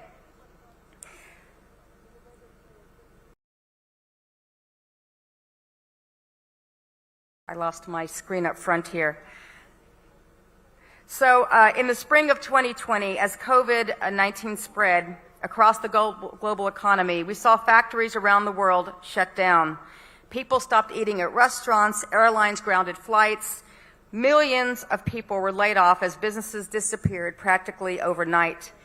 The unemployment rate in the country shot up to nearly 15% from about 3.5% in February of 2020. It was the sharpest economic contraction on record. At the same time, the Fed implemented emergency stimulus measures to keep financial markets from tanking. The central bank slashed interest rates to near zero and began pumping tens of billions of dollars every month into the markets by buying up corporate debt. In doing so, the bank likely prevented a full-on financial meltdown. But keeping those easy money policies in place over the past few years has also fueled, you guessed it, inflation. The unemployment rate at 3.5% and then straight to 15% in February of 2020, again, really was a wake-up call for all of us. The Federal Reserve and the executive branch immediately stepped in with emergency stimulus measures, once again to keep financial markets going on and aid to Main Street. Interest rates were near zero and the Fed began buying up corporate debt, and all these efforts combined likely prevented a full-on financial spiral. But as you know, we are faced with some more interesting challenges ahead, and it's still not quite out of the woods. Thank you. Thank you for fixing that. So, not done. All right, so here's the best slide. Here's the best slide. This is my slide, and it's like this is the tale of two economies. In the U.S., the unemployment rate at 3.6% today. Conversely, in the wake of the great financial crisis, we had an unemployment at 8%, even as late as January of 2013. Real estate, my neck of the woods, even taking into account the impacts of inflation, real estate investors had a much more difficult time in 2008 so far. Again, one of the key origins of the financial crisis of 2008 was the housing market crash compounded by convoluted financial derivatives that few properly understood. There's no doubt that in most markets, real estate in general is still struggling because of rising interest rates and an unprecedented amounts of certainty and global economic challenges with many businesses who have not announced any meaningful back-to-work policies. My hometown of San Francisco is a ghost town. You could go bowling in Union Square and not hit anyone. It is still very, very unfortunate to see how my city is going to evolve in the future. Still, today is nothing like it was in 2008. So one thing to keep in mind, again, because real estate was such a big part of the crisis of 2008, is looking at housing supply, which few people realize. This is a really interesting statistic. From 2000 to 2010, U.S. home builders produced 27 million homes. The next decade, that number plunged to just under 6 million, according to the Census Bureau data. This is what has seriously impacted supplies today. Not good if you're trying to buy a home, but it could mean that an increase in home prices' current uptick may be more sustainable than it was in the mid-2000s. Inflation, without question, is much worse today than in 2008. Prices as measured by the Consumer Price Index are rising faster than any other time since the 1980s, and that's on top of big gains in 2021. That wasn't a problem in 2008 when interest rates were near zero and the economy still wasn't growing. Now, in 2022 alone, the Federal Reserve raised interest rates 7 times, and now with the recent quarter point increase, I think it's safe to say that the Fed will continue on this path for the foreseeable future. Stocks, you saw in my previous slide how the financial crisis of 2008 was punctuated by dramatic moments that illustrated how the stock market was performing. But 2008 was much worse for stocks than 2022. And when you factor in inflation-adjusted returns, the performance of the S&P 500 in 2008 was only about 10 percentage points worse than in 2022 so far. Beyond the numbers, however, in 2008, it really did feel like the entire financial system was collapsing. I do not wake up sweating in the middle of the night like I did in 2008, 2009. Again, I just think people have very short memories. It was an absolutely frightening time, and being right in the eye of the storm in Treasury, where I saw President Bush coming over from the White House very, very often with Secretary Paulson, who, by the way, I need to give him an enormous amount of credit on the leadership that he took in really commanding that scene. Bonds. This is a very interesting and very different story today than the stock market. Bond prices typically move in the opposite direction as stocks. When stocks are down, bonds are up or down by a lot less. You add fixed income to your portfolio to provide ballast, and they largely performed this function in 2008, declining only 4%. That is not the case now, although it changed a little bit at the end of last year.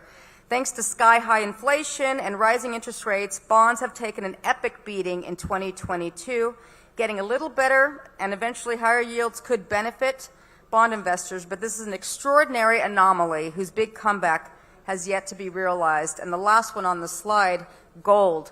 Who would have thought that gold would not be the safe haven that it should be?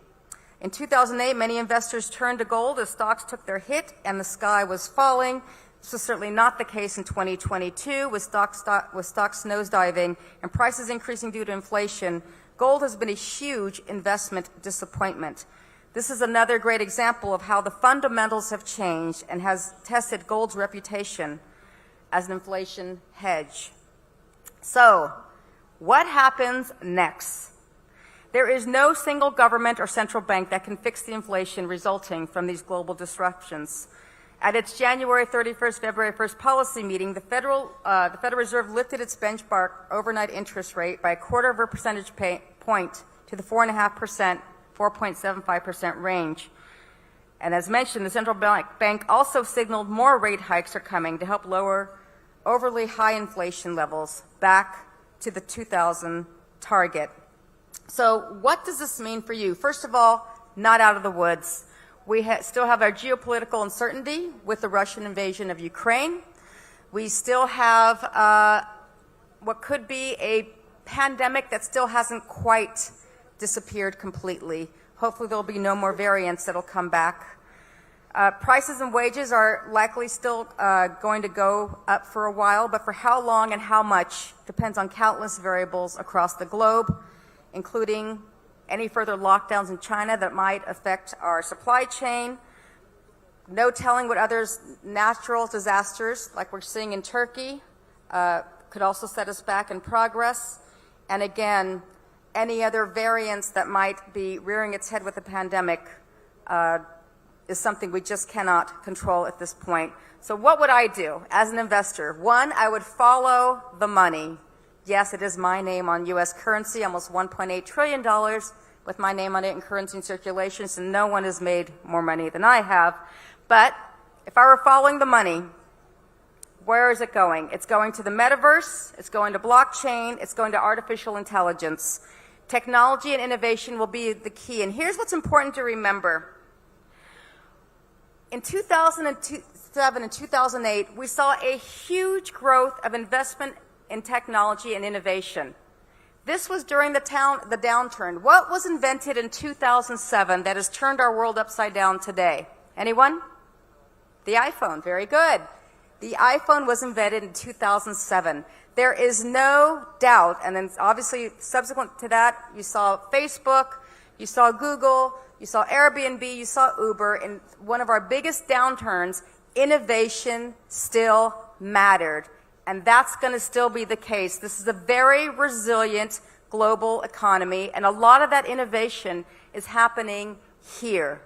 Absolutely, it's happening here. But when I think about the pillars of capital, financial capital, physical capital, intellectual capital, it is human capital that still remains the best investment to make. And I know that's happening here in this country. I know it's happening in the U.S., and I want people to remember that this relationship that the U.S. has with India is so important. You might recall that President Obama visited India twice during his administration.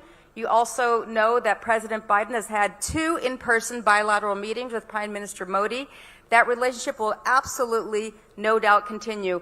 For the person who was born and raised in Silicon Valley, I know firsthand the economic, the political, and the social influence that the Indian community has had in the U.S. and in Silicon Valley specifically, and I know that will absolutely continue. So to all of you, again, even though these are still uncertain times, this is also probably one of the most hopeful and opportunistic times that I have seen in quite a while, and there's no doubt in my mind. I'm here to talk about what's the global economic outlook, and realistically, if we look around the world, we live in a period of unprecedented, unusual, unexpected uncertainty, so 4 U's. I recently published a new book titled Mega Threats, 10 Dangerous Trends that Imperil Our Future and How to Survive Them.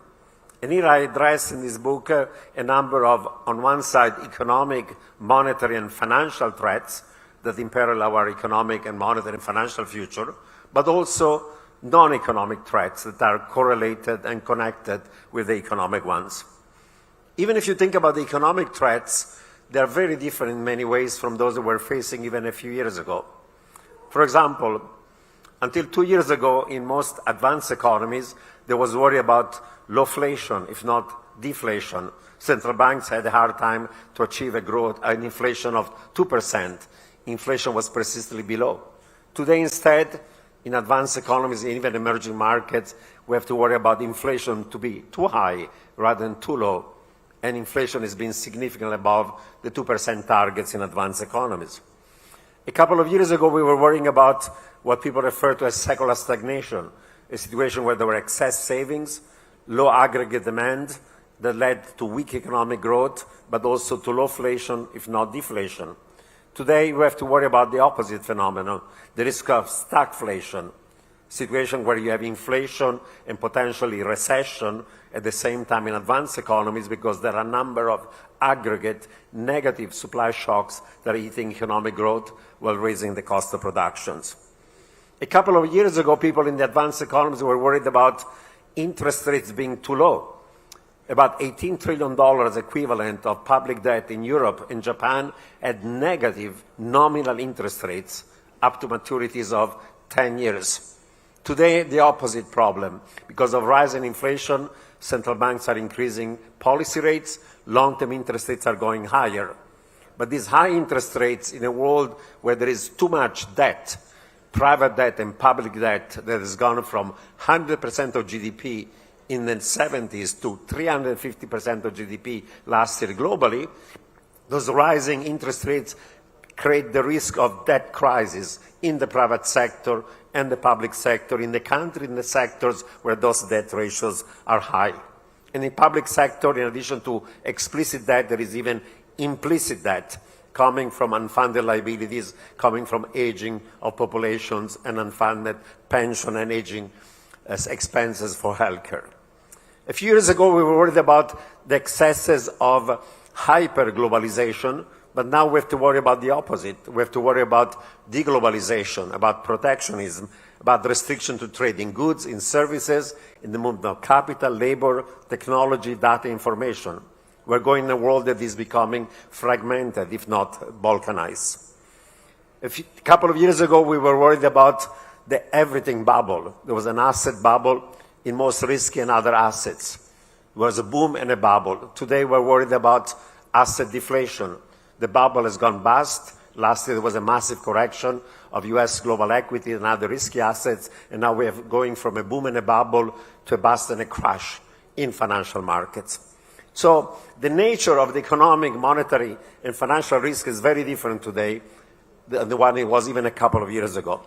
But in addition to these economic, monetary, and financial threats, we're also facing a number of them that are non-economic ones, that are important, and they interact with the economic ones.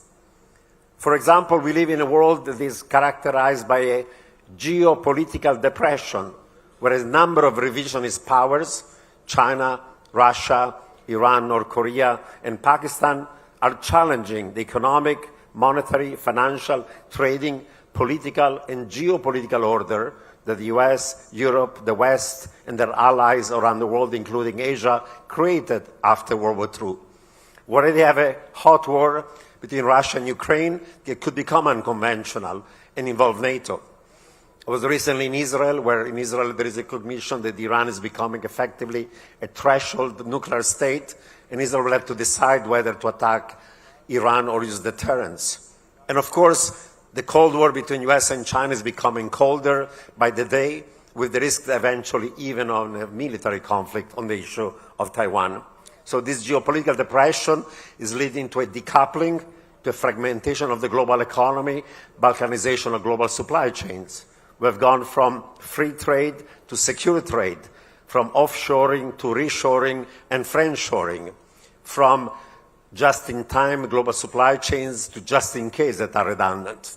And going from efficiency to security, of course, has economic cost. Secondly, in terms of non-economic threats, we have global climate change that is becoming a disaster. Last year, in India and Pakistan, this region of the world, you had massive droughts followed by massive floods. The damage coming from climate change is severe.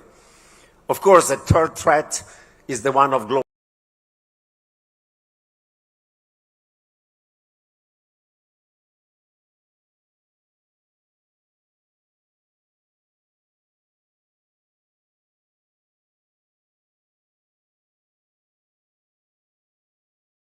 machine learning, robotic, automation, and quantum computing. The economic pie may increase, and there may be eventually increases in productivity growth, but there is a dark side to this technological innovation. There could be eventually permanent, massive technological unemployment among low and medium value-added blue collars and white collars.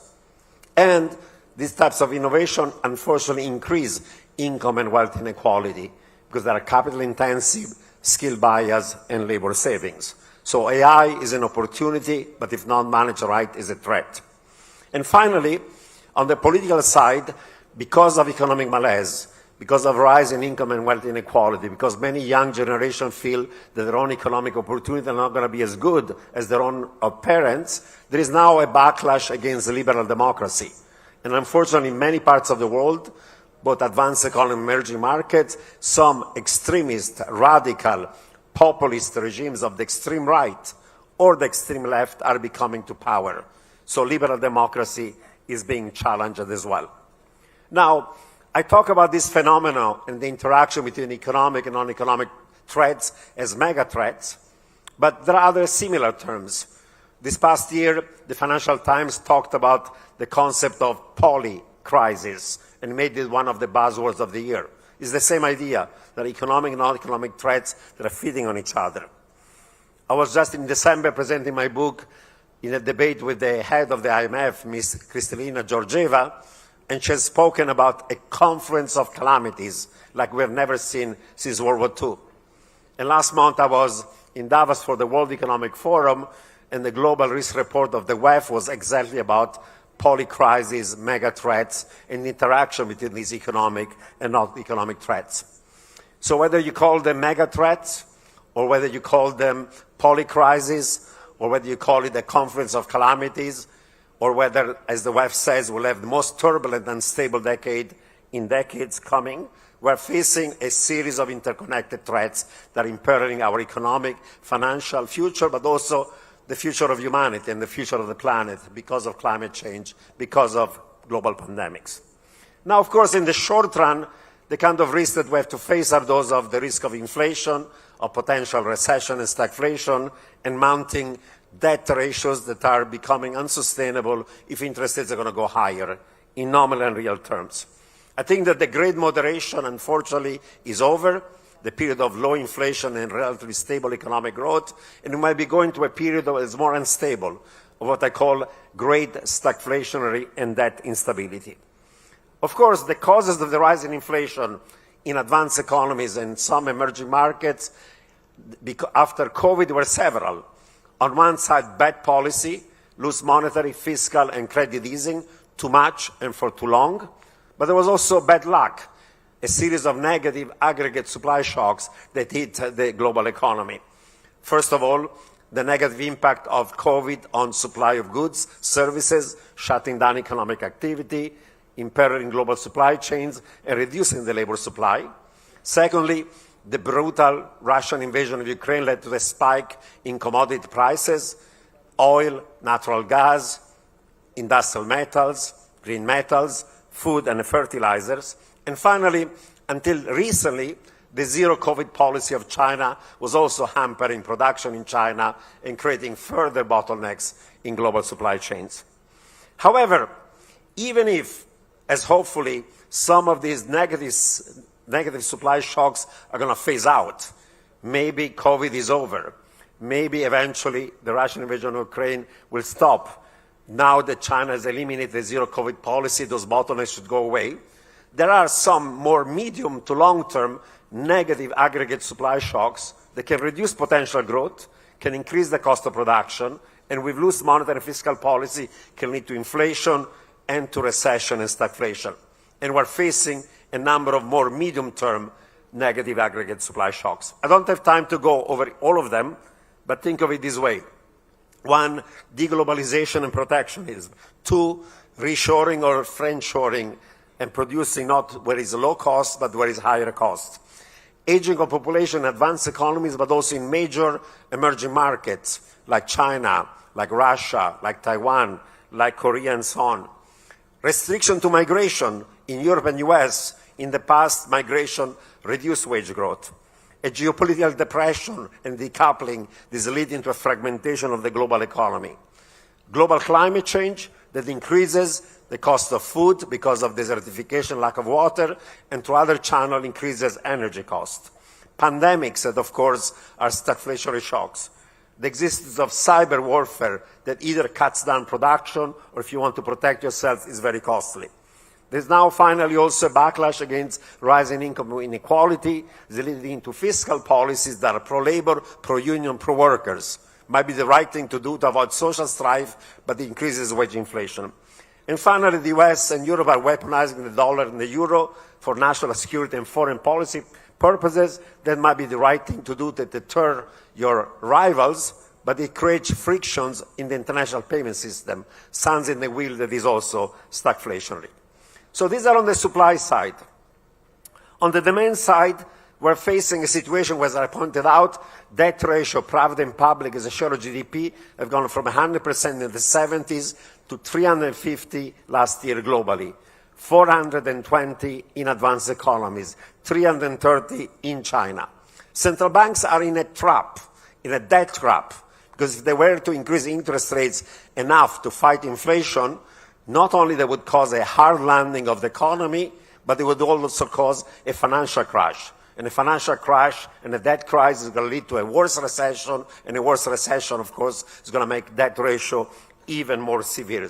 So the combination of those supply factors and the demand side, debt trap implies that inflation is going to be higher over the medium long term. This is a structural factors. Now, in the short term, the global economic outlook is slightly better compared to 6 months ago, when the IMF had a very dark view of the world. The US data and the European data have been better than expected. China is reopening. And of course, India has been doing well from a point of economic growth in the last few months. However, I think there are still downside risks that may imply we may end up with a hard landing of the global economy, especially advanced economies, rather than a softer or softish landing, for a number of reasons. First of all, the war between Russia and Ukraine is going to get worse this year. Unfortunately, that's going to further spike commodity prices. Israel might strike Iran because of the nuclear capability of Iran. That could lead to a spike in energy prices. And in China, the COVID now is spreading like wildfire, reducing the supply of labor. Or if China were to grow faster, the demand for commodities is going to rise, pushing higher commodity prices.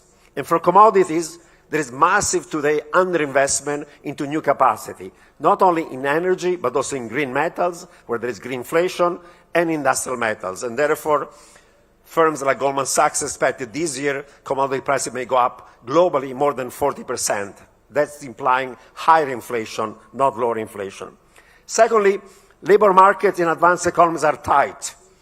Low unemployment rates, aging of population, restriction of migration, skills mismatches, great resignation, fall in labor force participation rate. Wage growth is 5-6% in the US. It's not consistent with inflation going to 2%. And finally, inflation in the service sector depends on labor cost, because in the service sector is mostly labor cost. And therefore, if wage inflation is going to remain high, core inflation is not going to fall towards 2%. That is to risk that the inflation is going to surprise on the upside in advanced economies, but also in emerging markets, that central banks will have to raise the interest rates even more so, and that raising interest rates more than they expect and more than the market expect eventually is going to lead to a hard landing of the real economy and to financial distress because of rising debt servicing ratios. So while most people hope in a soft landing of the economy, I worry about the hard landing. I want to make a final point about India. India is a country that has done a lot in terms of economic policies.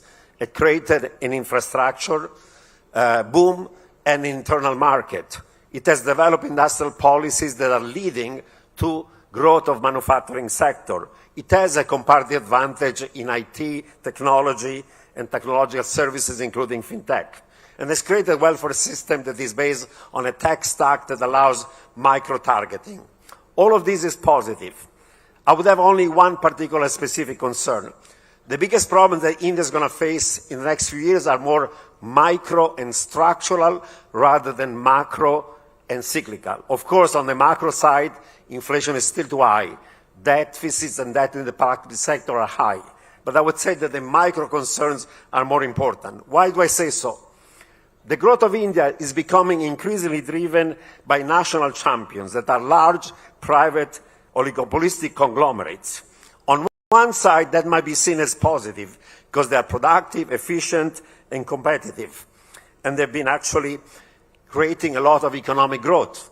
India has been growing fast, even with much lower investment ratios than China, because of the better efficiency of the investment and the allocation of savings to investment. On the other side, however, this oligopoly eventually will hamper competition, domestic and internationally, risk killing new entrants and startups, and they may lead eventually to lower total factor productivity growth. In fact, if you look at the data, potential growth in India today is not going higher. It's either stagnant at around 6-7% or falling. And I think that that degree of oligopoly in parts of the corporate sector is part of the reason why that's happening. Finally, I would argue that there is a risk of developing an economic model based on crony capitalism is going to lead to reduced economic growth, reduced institutional robustness, and a negative perception of the country by global investors. You want to avoid that. You want to go to a growth model that is dynamic, that is productive, is globally competitive, that is sustainable, that is fair. I think that India can do it, but you need to have also the right economic policies. Thank you very much.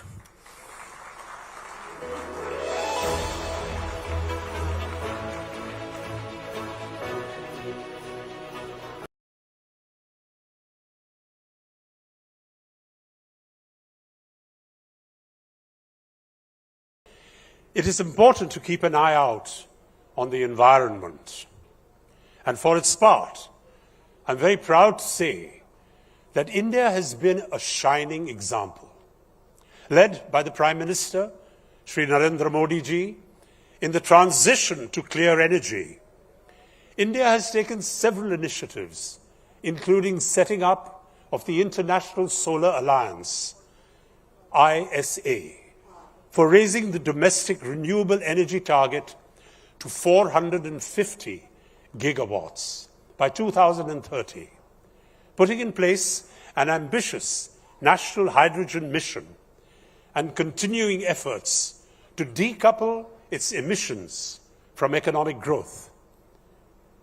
To take this further, please welcome Jean-Pascal Tricoire, Chairman and CEO, Schneider Electric, and who is going to talk to us more about it.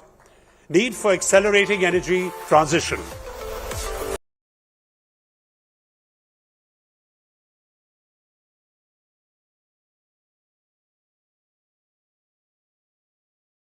Delhi, I had the privilege to come back also during COVID, but it's good to see an unmasked environment like in other parts of the world. So my subject today is the place of energy and the place of India in the world context of energy. But when you look at what has happened in the past year in the world of energy, it's been an earthquake. Many countries, not fast developing countries, but many countries who are taking energy for granted realize that not only energy price could be choking the economy on their purchasing power, but that in some cases energy could be not available, like in Europe, missing suddenly the Russian gas. So let's be simple. We face a huge challenge everywhere in the world, and it's a global challenge, which is climate change. 80% of climate change reason is due to carbon emission. And 80% of carbon emissions are coming from energy, the way we consume energy, and the way we produce energy. And at the same time, we all have the moral duty to serve one priority, which is to provide energy to everybody in the world. And as we speak today, 1 billion people don't have access at all to energy, and 2 billion people don't have access to reliable energy. We consider that energy is a fundamental human right because energy is your passport to a decent life. But we also know that we are on the wrong trajectory. We are on a trajectory of 3 to 4 degrees, and at the same time we need to provide the energy to many more people in the world. We also need to change completely the energy model in the already equipped part of the world to curb the emissions and actually cut the emission by a factor of 2 or 3. Then comes this huge energy crisis, which makes everybody realize in the world that the first priority with energy is security, have access to energy, and affordability, because in some cases energy prices have doubled or tripled. And companies like ours want to be less vulnerable or must be less vulnerable to the equation of energy. So if you want to be optimistic, it's probably the first time in the past 20 years that the midterm ambition to be carbon neutral, to be net zero, is becoming economically profitable. And whatever I regret what's happening in the field of energy crisis, it's the first time that every company can now invest in green, and that investment in green will be profitable in most of the countries of the world. And energy is also a social issue. We need to include everybody. For the reason I was saying before, climate disorders impact first the poor, the farmers, therefore the food equation that was mentioned by Nouriel Roubini.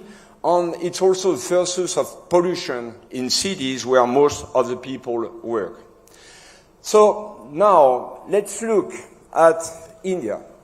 I would say that India, as was said several times in this conference, is probably becoming the central country of the energy equation because of its very populous, very numerous population, because of its fast economic development.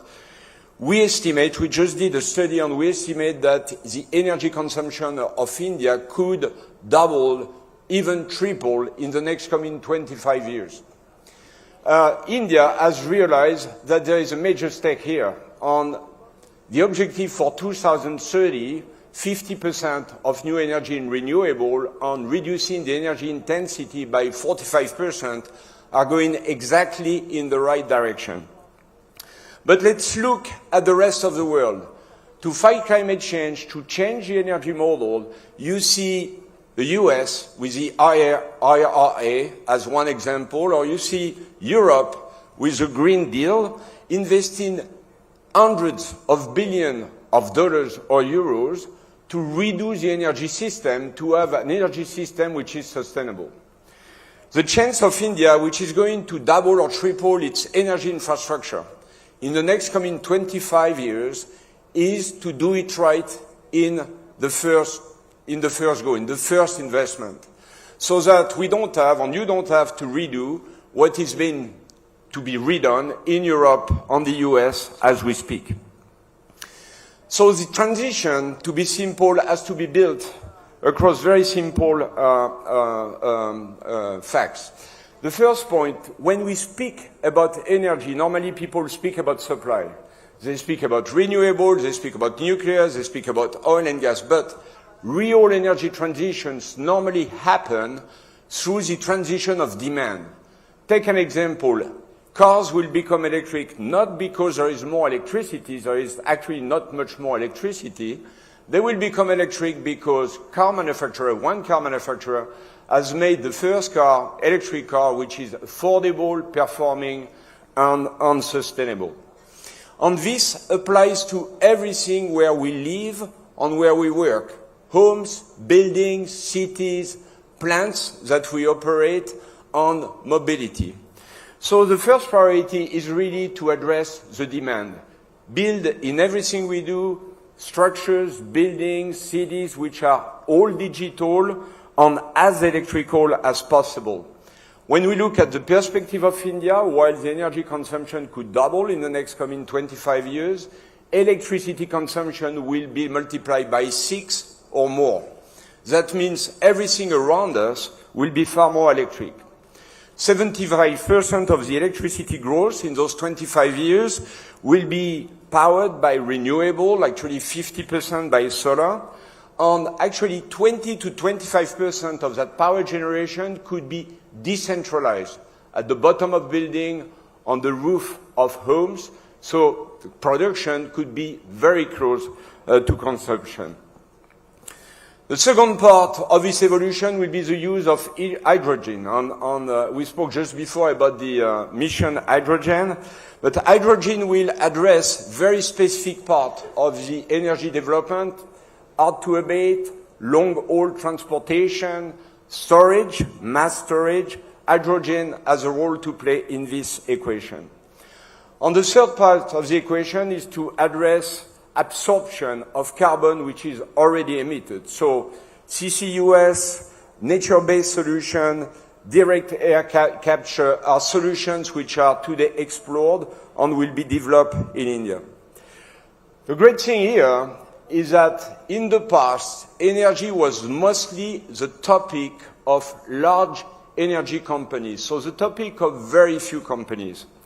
As we go forward, and as the first priority is the transition of the demand of buildings, of plants, of cities, of IT networks, the energy efficiency or energy decarbonization becomes the problem or the challenge of all and the objective of all. So for all of our companies, there is a no-regret move, which is first to digitize everything, makes everything smart, smart homes, smart buildings, smart cities, because this is a way to drive efficiency. The second priority is to electrify all parts of the processes which can be electrified, because it's the only way to decarbonize. And the third move is to generate or buy as much as possible of green energies, and a large part of that will be done inside or very close to the point of consumption. So when we look at the future, and when I look at the G20 presidency with a motto of one Earth, one family, one future, we should all realize that energy is a common good, and the emissions of carbon generated by energy are a global challenge for all of our countries. But as I just said before, India has the unique opportunity, because it's building a large part of the infrastructure now, to build it right the first time it builds it, which is not the luxury of other regions and countries which have to redo completely their energy system. So I'm very confident from everything we do here, and we have 35,000 people in the country, and we collaborate with many companies, that India is now very conscious of this opportunity, and I look forward to all the opportunities to innovate together and build an energy world in India that will be far more sustainable and far more electrical. Thank you.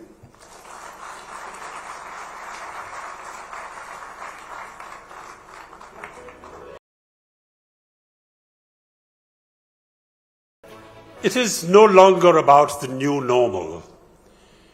It is the next normal, fueled by powerful technological innovations that will empower consumers and accelerate efficiencies in production processes by several multiples.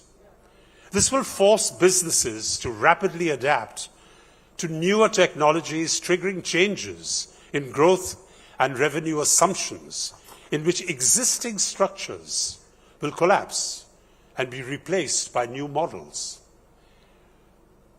All these will have a macroeconomic implications too, with trajectories set to change and most economies, including India, having gone through a reset mode. Now, who better to talk about this than those who are steering large transnationals across the globe? It gives me great pleasure, ladies and gentlemen, please welcome on stage Ben Driggs, President and CEO, Global High Growth Regions, Honeywell. Big hand for the gentleman. Bob Moritz, Global Chairman, PwC.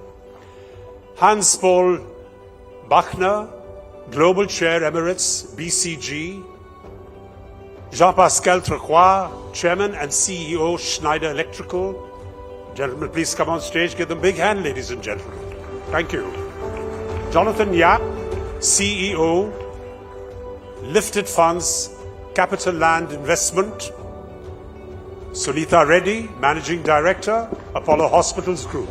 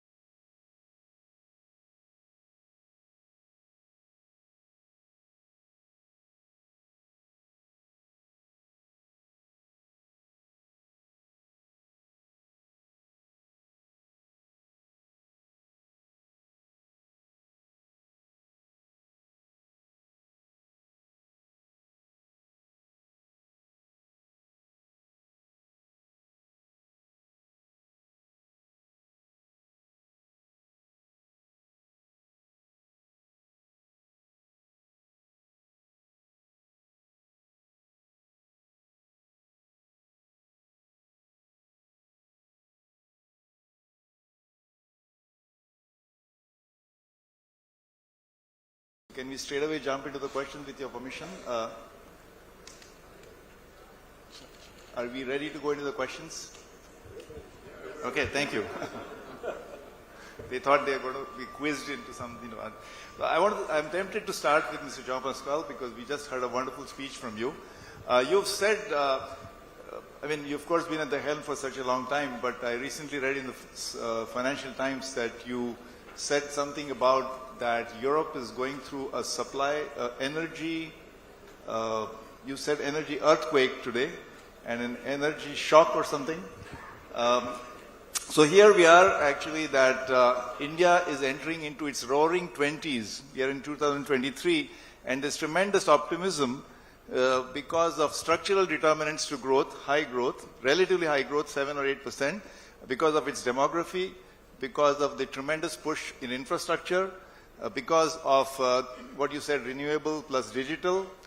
And then we hear from Mr. Rubini, and then we heard you also say some grim things. So I'm a little confused. So we want to start off with you about what is the medium-term implication for what you said. You mentioned that we are, for the first time, energy is a big problem for the world. And is this something that we are going to surmount in the next 1 or 2 years, or it's going to be with us for the decade? Because we in India are thinking about this as a decade, a roaring 20s. It's going to be infrastructure push, high growth, huge optimism, notwithstanding what's going on right now because of Ukraine and so on. But then we hear you, and then before you, another Mr. Rubini, so I'm a little worried. Oh, you shouldn't be worried. The job of Nouriel is to be pessimistic, and the job of companies is to be optimistic and to find solutions. But we dialogue all the time, and we discuss together. So, number one, we are optimistic.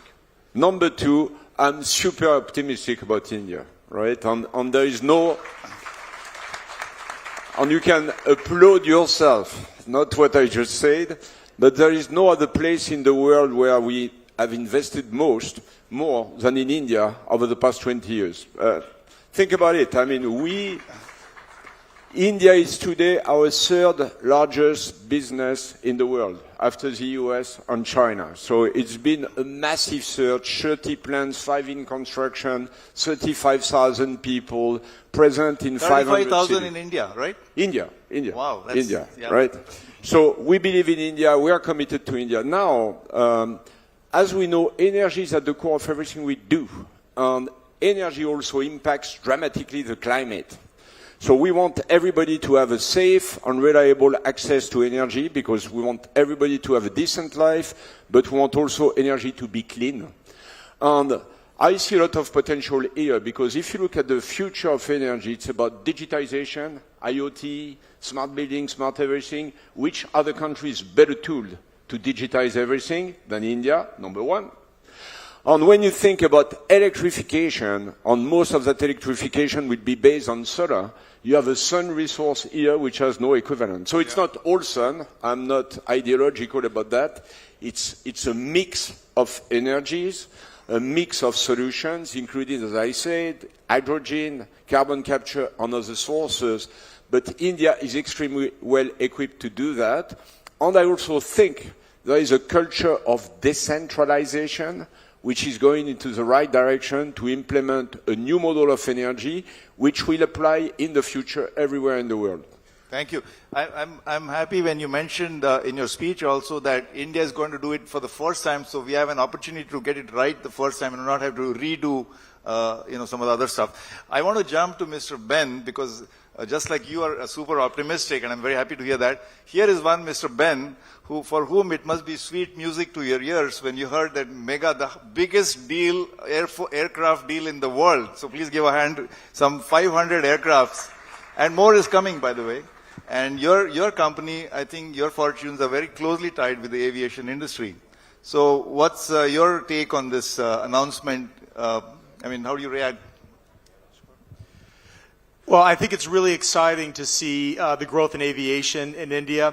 Anytime a country goes from approximately 600 commercial aircraft to most projections are over 1,000 in 5 years, that's tremendous. It's a tremendous opportunity for passengers, for people. It's an opportunity for business, obviously enabled by the infrastructure and other growth in the country.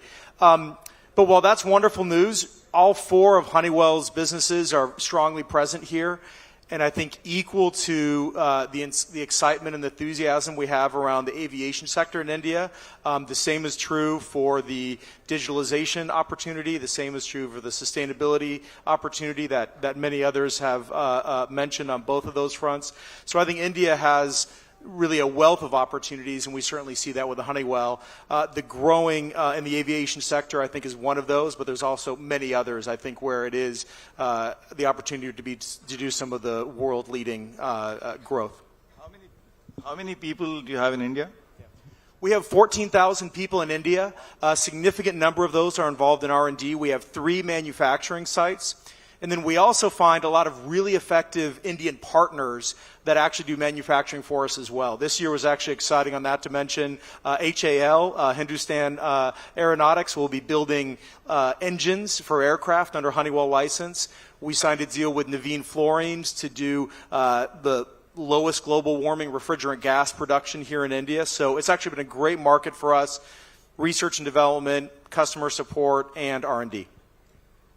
Thank you. Actually, I want everybody to notice, you said 35,000, he said 14,000, and these are not companies that you normally associate with. We think of Accenture with something like, I don't know, 50,000. We have IBM with 100,000,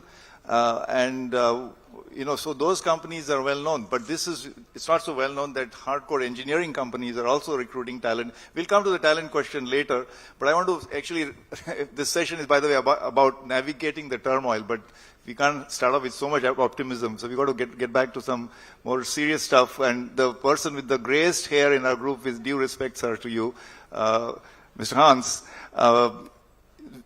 we must be concerned about, I keep mentioning Dr. Rubini, and I can't help myself, the slip of the tongue is Dr. Doom. He was called Dr. Doom in 2008. But he gave us a long laundry list of things to worry about in his speech. But one thing that comes to my mind is what is called globalization, the retreat from globalization. Do you think that we are going to see, hopefully, some more wisdom, enlightenment about, because all of you represent here global companies, and you can't afford to live in a world which gets fragmented and where there's more protectionist walls coming up? Well, first of all, I would say I'm also optimistic. But not because the future is just bright, because we have to make the future happen. So we have to work hard for it, and obviously the people in India work very hard to build a bright future. Now, Mr. Rubini also talked about deglobalization, and when we look on globalization for the last 150 years, it has not been, it has been upward trend really, but it has not been a straight line. There have been ups and downs, and there have been setbacks. And of course, the pandemic has created challenges.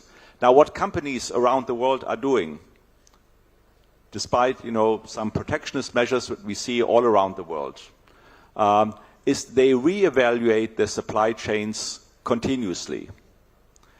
They look for new opportunities. Where can they serve customers better? By local production, by regional production, or with global supply chains. They look for efficiency, they look for low-cost opportunities, but they also look for quality. They look for risk and the challenges that are in those global supply chains. And it's not just geopolitical tensions. It could be an earthquake, it could be a volcano disruption, it could be the blocking of the Suez Canal, as we have seen. It could be things like flooding in Thailand, or the Fukushima tsunami that has really created major disruptions over the last 20 years. And I think it's very important that companies continuously reevaluate, what are the opportunities, what are the risks, and they are doing this. And so we have seen over the years and decades, we have seen massive shifts. Now, at the moment, everybody talks about China plus one. And I think, it's a very naive and very, how should I say, narrow-minded approach. I think what is really important is to clearly not depend on one source of supply for key products. When Europe gets 80% of its batteries or 90% of its solar panels from China, this is a real risk. Very much like, getting most of the cable trees for cars from the Ukraine. And suddenly, you're in trouble. I think what is really important is to make sure that you are hedging your risk, that you are de-risk your supply chains, that you have a broad spectrum, that you are getting closer to customers, that you are certainly representative in all major regions, and not try to serve everybody from one source. And I think that's why it's happening, and that we will also see major shifts coming. India will certainly benefit, but also Southeast Asia. And the prediction of the Boston Consulting Group on trade flows is that, yes, trade will not come down. It will not, be less trade. There will be more trade going forward, but some of the trade flows will change. There will be more trade flows to and from India, to and from Southeast Asia, as companies really massively, think about their supply chains. Yeah. So I think there is a chance for India to become a major source, but it also requires being open and being confident, rather than trying to protect itself and trying to make sure that, India's position is not threatened, because it is not threatened. You have the opportunity to make it work, but you have to be more open and more confident and make it work. Thank you. I heard you say that you're giving a warning that India should be careful not to become more protectionist, I think. But you're right about the fact that despite this so-called fragmentation, actually trade is going up. In fact, my favorite example is to say that at the height of the Trump era, President Trump, and the high tariffs and the tit-for-tat action, the bilateral trade between the United States and China was $650 billion, including delivery of a full cruise liner, ocean cruise liner, made in China, delivered to the USA. So you're right, but people are not that confident. I want to ask Ms. Moritz, I think Mr. Hans, you also spent time in Hong Kong, right? Did you?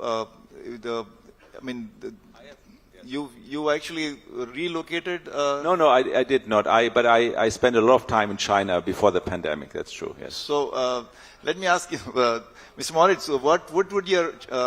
It's not China plus one. Maybe that's not the right way, and that's not any fashionable anymore. But certainly, the big concerns in the world are the fact that this tit-for-tat trade war, so-called trade war, was not really about trade. It was about other things like the tech, what we call the tech Cold War. Really, it's about, President Trump talked about the, intellectual property rights concerns. And the world is getting divided into a sort of a camp where you go to China and you can't use YouTube or Facebook. And then, so are you concerned about the fact that indeed two camps are emerging, at least like a tech Cold War? So step back for a moment.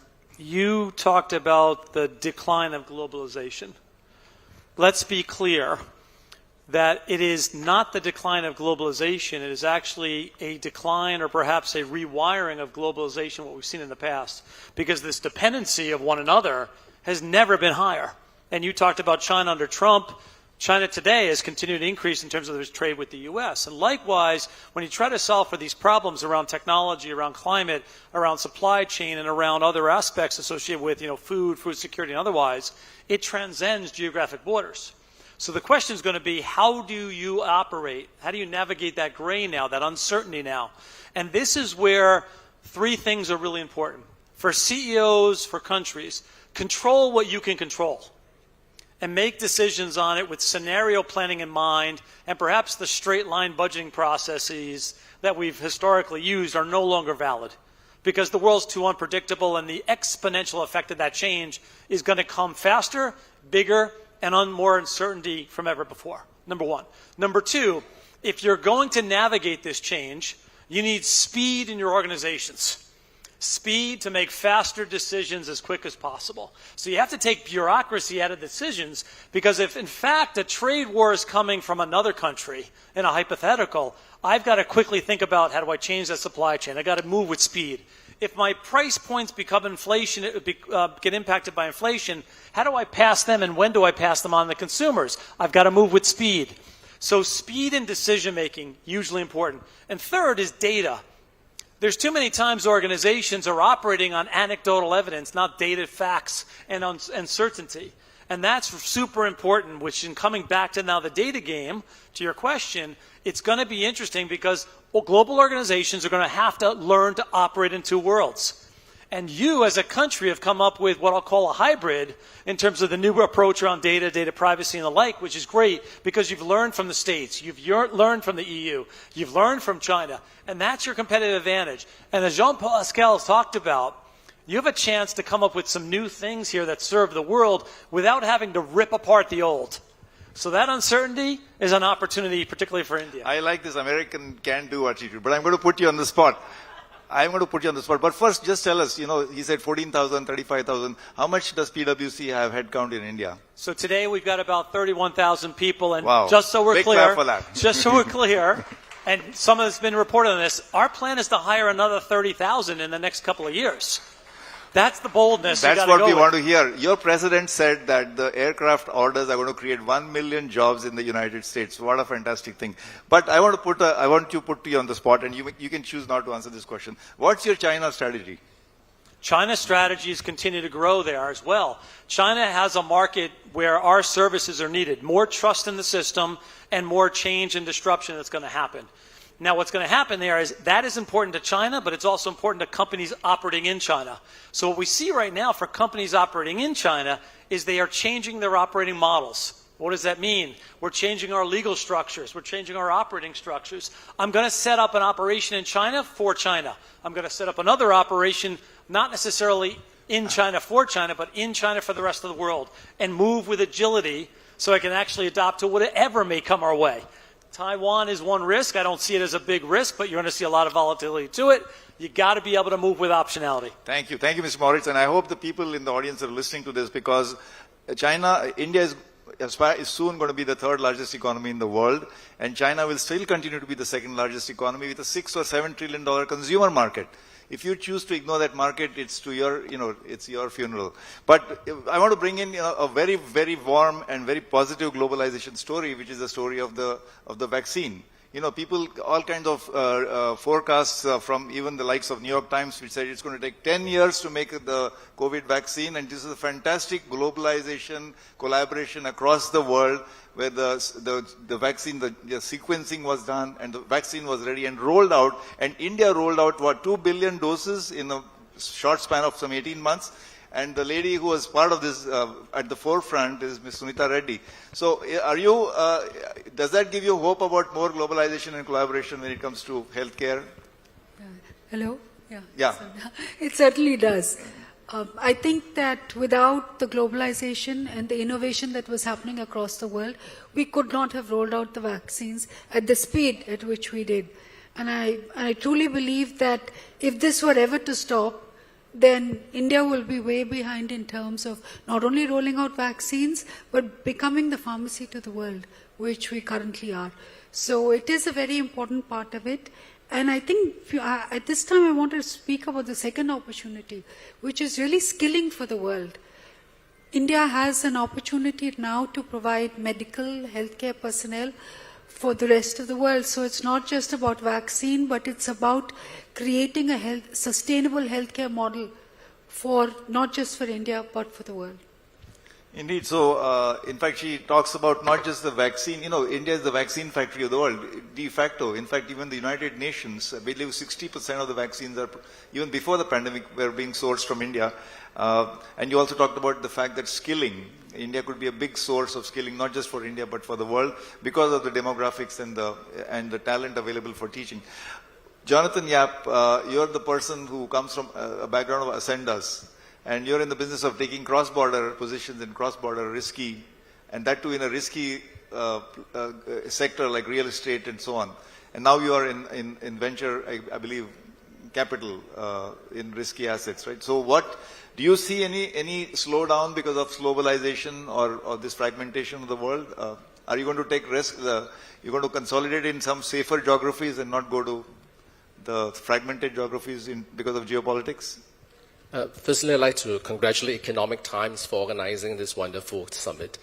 I think behind every problem lies an opportunity. There will be different challenges and different opportunity at different point in time. Capital and investment, we are a real estate investment manager. So basically we invest in, whether it's in the case of India, business parks, logistics, data center, and so on. So I do believe there's a lot of opportunities that present itself in India. We heard a lot of stats throughout the day. Clearly, one of those that I thought was interesting was that in India, we have about 850 million people who are under the age of 35 years old. And every year, you have about 6.5 million graduates, and of which 2.2 million are in science, technology, mathematics, and engineering. So what this tells us basically the powerhouse that I think India represents as far as IT sector is concerned. And rising middle income is kind of like gives us a lot of hope into many other sectors. But clearly we are moving into a world that I guess people don't know how to react, given we've got long decades of QE and there's a lot of excess capital in the system. There will be a risk. But I think at the same time, I see a lot of opportunity. I don't think it's a zero-sum game just because India or China or US or anywhere in the world there's issues or challenges. I don't see that as a zero-sum game. I do think there are opportunities in every market. But, I do want to point out the fact, you're right, that the young demography, the young talent, and we had some 100 unicorns, more than 100 unicorns in the last couple of years. But the money that was coming in fact, by the way, I hope you know that we talk about FDI coming into India, about, I don't know, 50 or $100 billion, but increasingly it's been in the form of private equity and risk capital. But now that the world is going through this tightening phase, interest rates are rising, risk aversion is rising, and the startups are feeling the pain. There's not enough money to burn, as they say, because, you need money to burn. 9 out of 10 startups will fail, but the one startup which succeeds will make up for the 9. Are you worried about this, that the money is drying up, risk capital? We have been in India, in fact... Because of monetary policy, Sure. I just want to say that we've been in India for almost 3 decades. In fact, next year we'll celebrate our 30th year in India. I guess what I've seen in India over time is it's a very resilient population. We see obviously throughout the times various issues cropped up. Clearly, capital is not equally distributed. Some have got more capital, a lot more than others. In fact, one of the observations we saw between the current situation of business, say GFC, was that GFC, all of us felt the pain almost to the same extent. This time round, actually there's still a lot of people sitting on capital, cash. There are others probably, like you say, are fighting for capital. But I do think that's when there are challenges. It basically creates opportunity for people to be creative. And I see a lot of opportunities, a lot of innovation that came out over the many years that human civilization, is when there are, in fact, real challenges that forces people to find solutions that are creative, that addresses the prevailing challenges people face. So I'm hopeful. Yes, there will be a period of consolidation, but at the same time, I think that's where the real good stuff will get squeezed out of all these challenges that we see. Mr. Hans, you want to... Can I just... Yeah.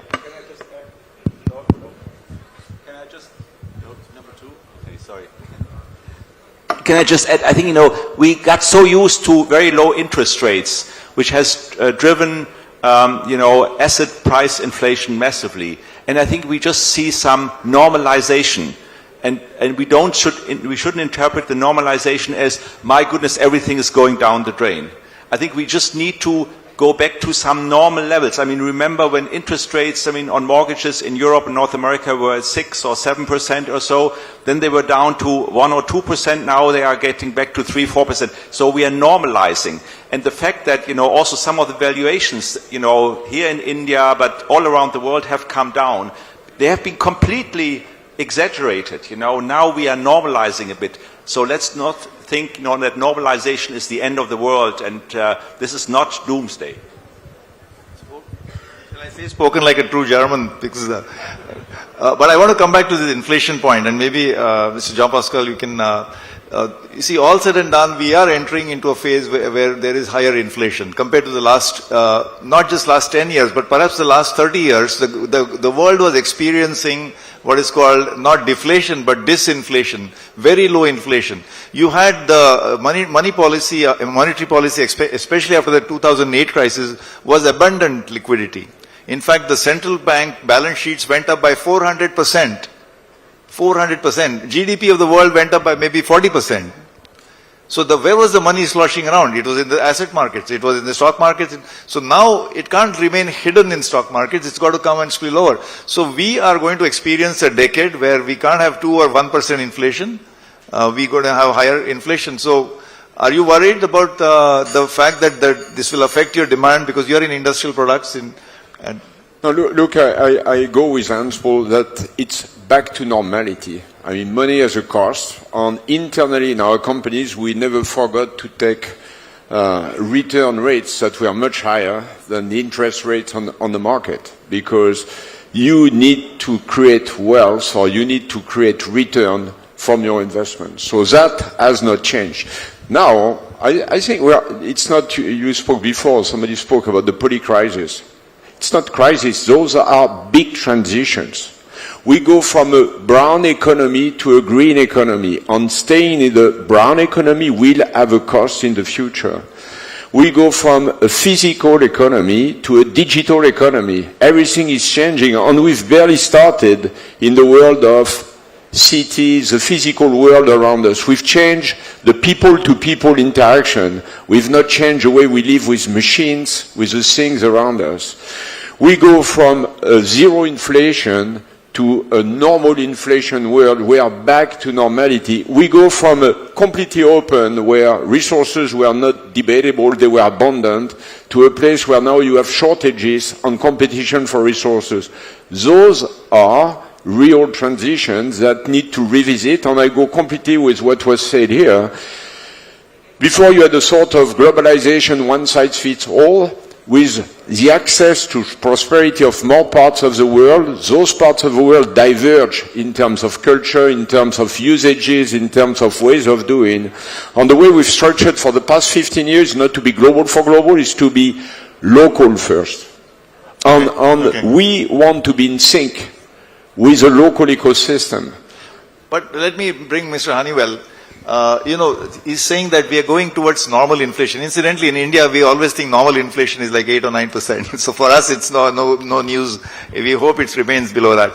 But when there is inflation, and hopefully you'll be able to raise your prices, but isn't there a concern that you'll have to pay higher wages? Wage inflation is in fact going to be ahead of your product inflation. So you may not be able to have all of your wage inflation passed on in your product.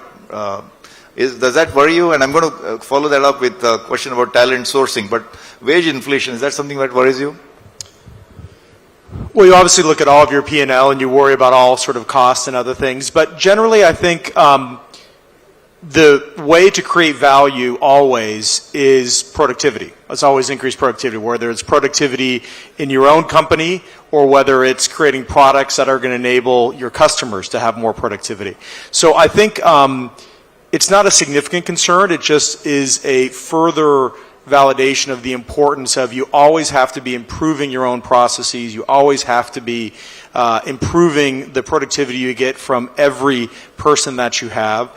And then it also is a lesson, and I think all of us think about this a lot, is what are the offerings that we have to help our customers improve their productivity? And when you think about, so much of what Honeywell does, it's about controls and automation. Well, controls and automation is a way to make every unit of labor that much more productive. And so those are the types of things I think we think about with wage productivity. There's a limit to automation because, anyway, I think you wanted to say something about it. Yeah, if I can. Not working. Yeah. A couple of reactions to the conversation we're having up here. Number one, as we move to the norm, a more normal world, we still have to actually deal with the perhaps sins of the past. And you have a number of companies where we are going to see increases in bankruptcy, for example. We're already starting to see that on a worldwide basis. In fact, the statistics are showing you've already got a number of 8% in terms of the bankruptcies that are coming through. Companies that candidly should have not been in existence, but they survived and thrived because of zero or low interest rates, will have to go through that flushing out and actually reward good management. Now, coming back to your talent point, there's another data point that's really interesting here is when you look at our CEO survey, and I mentioned some of the stats earlier today, 70% of the CEOs around the world believe attrition is going to stay the same level over the next couple of years as we've seen in the past for highly skilled workers. Again, that's another abnormality because people are assuming we're going to have a slowing economy and therefore you're going to need less people with automation and everything else. But the reality is the highly skilled workers are going to still be in demand. And there is significant mobility as they move from company to company to company because it's easier to do that. The cost of mobility to an employer and the cost of mobility to an employee has become lessened. It's easier to find talent if you use, for example, artificial intelligence. It's easier to actually go find a job if you use video technologies to go interview. Whereas before you had to take a couple of days off and go figure out when to do it. So this concept of labor, the power is still going to be in the highly skilled because they're going to be in demand. And oh, by the way, this is a good example where India can be a supplier of that talent to the world because when you look at technology advancements and the use of AI, the rest of the world doesn't have that skill set. And they're going to come here as they bake it into their supply chain usage and others. That's another opportunity for India as a country overall. The follow-up Question. Didn't you, your company did a survey and you found that 40% of the businesses had said that we are not going to be, in 10 years, we won't exist. So this kind of is contrary to what you're saying. No. Let's be clear what the first survey says. 40% of them will not be in existence unless they drive significant change and they can no longer operate the way they used to operate. If I'm sitting in a country, some of that might be in result of the technology advancements that are going to come. And if they don't change, they're out of business. Others, like for example in China, their biggest issue is going to be the cost of energy. And how do they deal with that and pass those costs on or figure out a way to be more effective and efficient as they move off of coal? So it's driving the change that's really important. And if you don't, you are out of business. Unless you change. I didn't realize Mr. Rubin is right here, so he's facing a tsunami of optimism, after his speech. I want to bring this affordability and price inflation to Sunita Reddy, because at least in India, there's a huge concern about affordability of healthcare and medicines. But I must say that compared to many other countries, it's extremely affordable. But are you not concerned that despite universal health insurance, it's still beyond the reach of many people in India, and how do we make it affordable? I am deeply concerned. I think we provide world-class healthcare at 1/10 of the cost. And we're able to do this because of frugal innovation. The second aspect of it is, as we mature, we've learned to use analytics and data and combine the two. So if you look at our clinical intelligence engine, we are able to provide medical advice to people in remote locations as well. So the reach is far more than what it traditionally would be. Coming back to the question of Ayushman Bharat, today there are about 22 crore people who take advantage of the scheme and are covered by it. I think the government's target is 40 crore people. Having said that, I think the missing middle is a huge, it's both an opportunity and something that we need to solve for. And the only way to do it is insurance. To accept that insurance, Indians we happily cover our cars, car insurance, but we think very little about health insurance. And I think this mindset has to change. You mean from the buyer's side, buyer behavior? From the buyer's side, if you buy a car, you're happy to insure it. But how many people think that? I believe that health insurance should be mandatory. But which way should India go? The HMO way, Health Maintenance Organization of the US, or the NHS, the National Health Service of the US and UK and Canada and so on? We cannot afford the NHS way. And I think we have to learn from what went wrong with the NHS. HMO is a good way. We have to look at preventive health care, because in the continuum of care, most of the money is spent at the end of the continuum. And in the HMO method, you look at prevention as well. So health insurance, HMO, looking at how we can use technology to deliver point of care where required, I think are important. In fact, and I'd like to think just like renewables and digital, healthcare is a very big driver of economic growth as well. If that's a big sector, I think in India, it can generate employment as well as value. Thank you for saying that. No one ever gives it that much importance. Health and education. But on this point, I want to, we're going to be sort of winding down, but I do want to bring this point, and Mr. Hans, if you could come in. One of the risks or one of the challenges before the world is increasing inequality. And it's not just income and wealth inequality, it's inequality of access to good quality health care and education and other, privileges. So, do you see, first of all, that as a challenge in the next coming years, and what do you propose? Because I know that you also are part of the conference board, and the conference board made a famous statement, which is a very big departure from Milton Friedman, which said that now, Friedman said that the only social service that a corporation should do is maximize profits in a legal way, without a fraud. But now a conference board says that, no, we need to take care of all the stakeholders, which means it's trying to say something about inequality.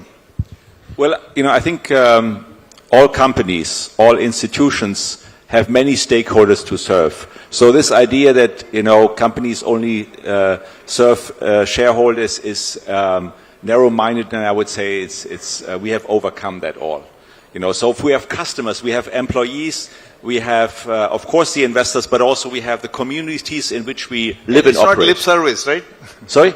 So I'm just provoking you. This is not mere lip service. No. It is not mere lip service. I mean, we heard about, scarcity of talent. If you want to keep people, you have to serve your employees. They are important stakeholders. And if you don't provide good products and services, you don't have customers. So, I mean, this discussion is obsolete. Let's go with it. Now, come back to, the crucial question of inequality. And I think the key, and we at BCG feel very strongly about this, and I personally do, is to empower people to have a good living and to address, to take destiny in their own hands. I think one of the worst things is, if you only think in terms of transfers, so we give money away to people, but we don't give them a chance to really take destiny in their own hands. So health and education, making sure that young people are healthy, that children are not stunted, that, they go to school, that they have good quality school, learn, have good training. And I think that's one of the key elements. And, I think we all, as companies are investing a lot in training and skilling of people. But, at BCG and I'm sure all the others are also working in the communities in schools. We have been working with the schools in Haryana to make sure that, teachers do attend schools, public schools, that they really do a good job, that the results are better, that really all children have the chance to go to school. Let me ask you one pointed question. Pfizer reported profits of $100 billion, was it, this year? The vaccine, bonanza. Oil companies, coal companies are recording huge windfall profit. Would you support a windfall tax on such things? I don't think the issue is, just taxing, what we call or sometimes see as excess profits. I think the key is to make sure that we have a good tax base, and I think, countries, especially in emerging markets, have a really small tax base where more can be taxed. Actually, it's not the tax rates, it's collections, which is really important. Efficiency. And that's not only true in emerging markets. We see this also in Europe, and some of the southern European countries, have every 5 years they have a tax amnesty, because everybody knows people, will not pay taxes. So I think the key is, of course, to have a good tax base, to provide good services. Health and education are fundamental issues. If we do not invest in human capital, we will not address the issue of inequality, and above all, we will not be able to help people to take destiny in their own hands. And I would, really like to emphasize this. It's not about, having more handouts. It's about making sure that people can earn a good living, that they can have a good family, and that they really can, as I said, shape their own future. Building capabilities and human capital rather than handouts. I'm going to come to Jean-Pascal for the closing statements, but before that, Jonathan Yap, or would you like to come in now and just briefly? I wanted to rebound on inequality. We spoke about how do you get people to the right level of living. We spoke about energy, healthcare, of course. But your inclusion in society is education. Yeah. And there I want to insist on one thing. Our companies, many people in this room, we develop innovation. We develop new technologies, and we have a duty to create the training to train directly young people so that they will be able to appropriate those technologies and deploy them. And when you were speaking about trade-off between profit and social contribution, this is exactly when it's not a trade-off, it's a convergence. We need trained people to deploy. It's in your self-interest to train. And schools won't do it. Yeah. We never take school like provider of labor. We work with them to develop the training which will be useful in the future to deploy innovation. And I don't think we do it enough, and we have to do it more. We have to help the most entrepreneurial of them to set up their own company, to incubate their own company. And for the rest, you said something, well, automation has limits. It's just the beginning of automation. Just the beginning. You're going to have more productivity to fight inflation, but more so to fight labor shortage. Okay. I'm going to come back to Jean-Pascal because I want you to have the closing remark. But before that, Jonathan Yap, how much exposure are you going to take in India? Currently, we have about 220 billion INR invested in India, and we are hopeful that will double in the next 5 years. And we have been in India, as I mentioned earlier, for a long time. So we have about 26 million square feet of business park as well as logistics space. So we are So hopeful. you're finding enough adequate investable opportunities. What's your take on the distressed asset market? Is there something there that you would like to look at in India? I'm not sure whether on the real estate front there really that much of distress. As I mentioned earlier, I don't think capital is necessarily equally distributed. And we are very used to say, look, the macro indicator is this, and therefore we should do this and that. But the truth, I think, where the world is today is about macro and micro at the same time. I totally believe there'll be good and bad assets at the same time. So, but we are optimistic, and we're here for the long term. So, if the right opportunity come up, we'll be there to act. Okay. So, as I said, we're really out of time, but I want Jean-Pascal to have the last word, because I believe you're going to step down after a 20 years, 25-year-old career as the head of Schneider. Schneider, the company with the German name with the French accent. So, any sort of, wisdom, what we call in India, guru wisdom from a person who's stepping down as the captain of a very successful team about the turbulent times ahead. So, your last word. Well, I'm staying with Schneider as a chairman. And as you said, when I go around the world, people say, Schneider, you are German. I say, it's strange you are French. I say, we German people are very open-minded. That's my answer to it. So, I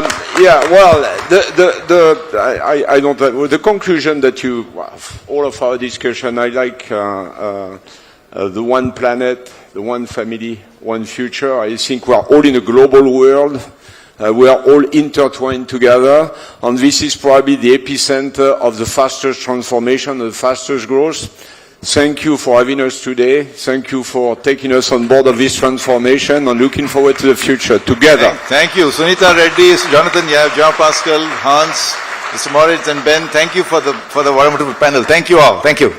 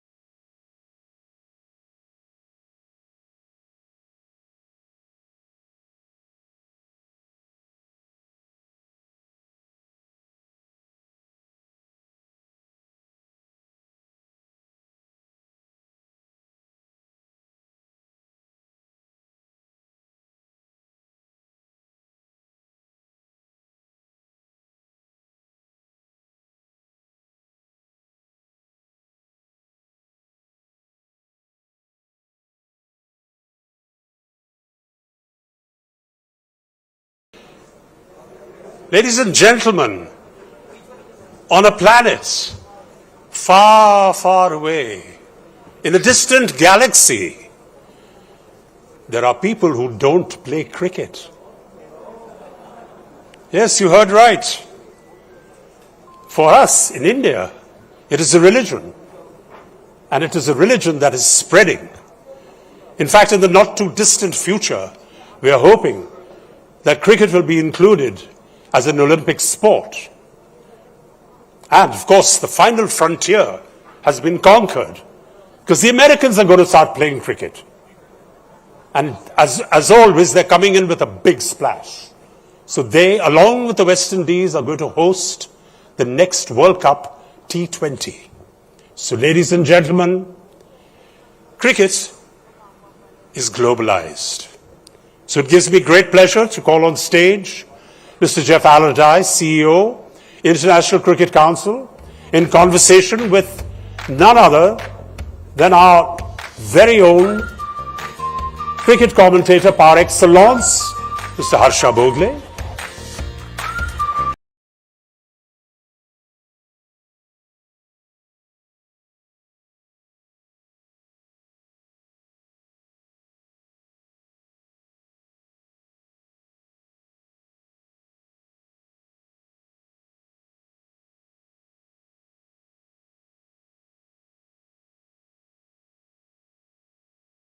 I've been listening, sitting there, and I've heard a lot of Français aujourd'hui.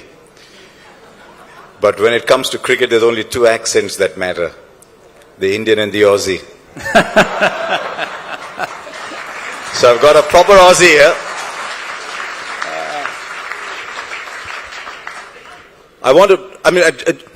Jeff played a little bit of first-class cricket up in Victoria, in Melbourne. Yes.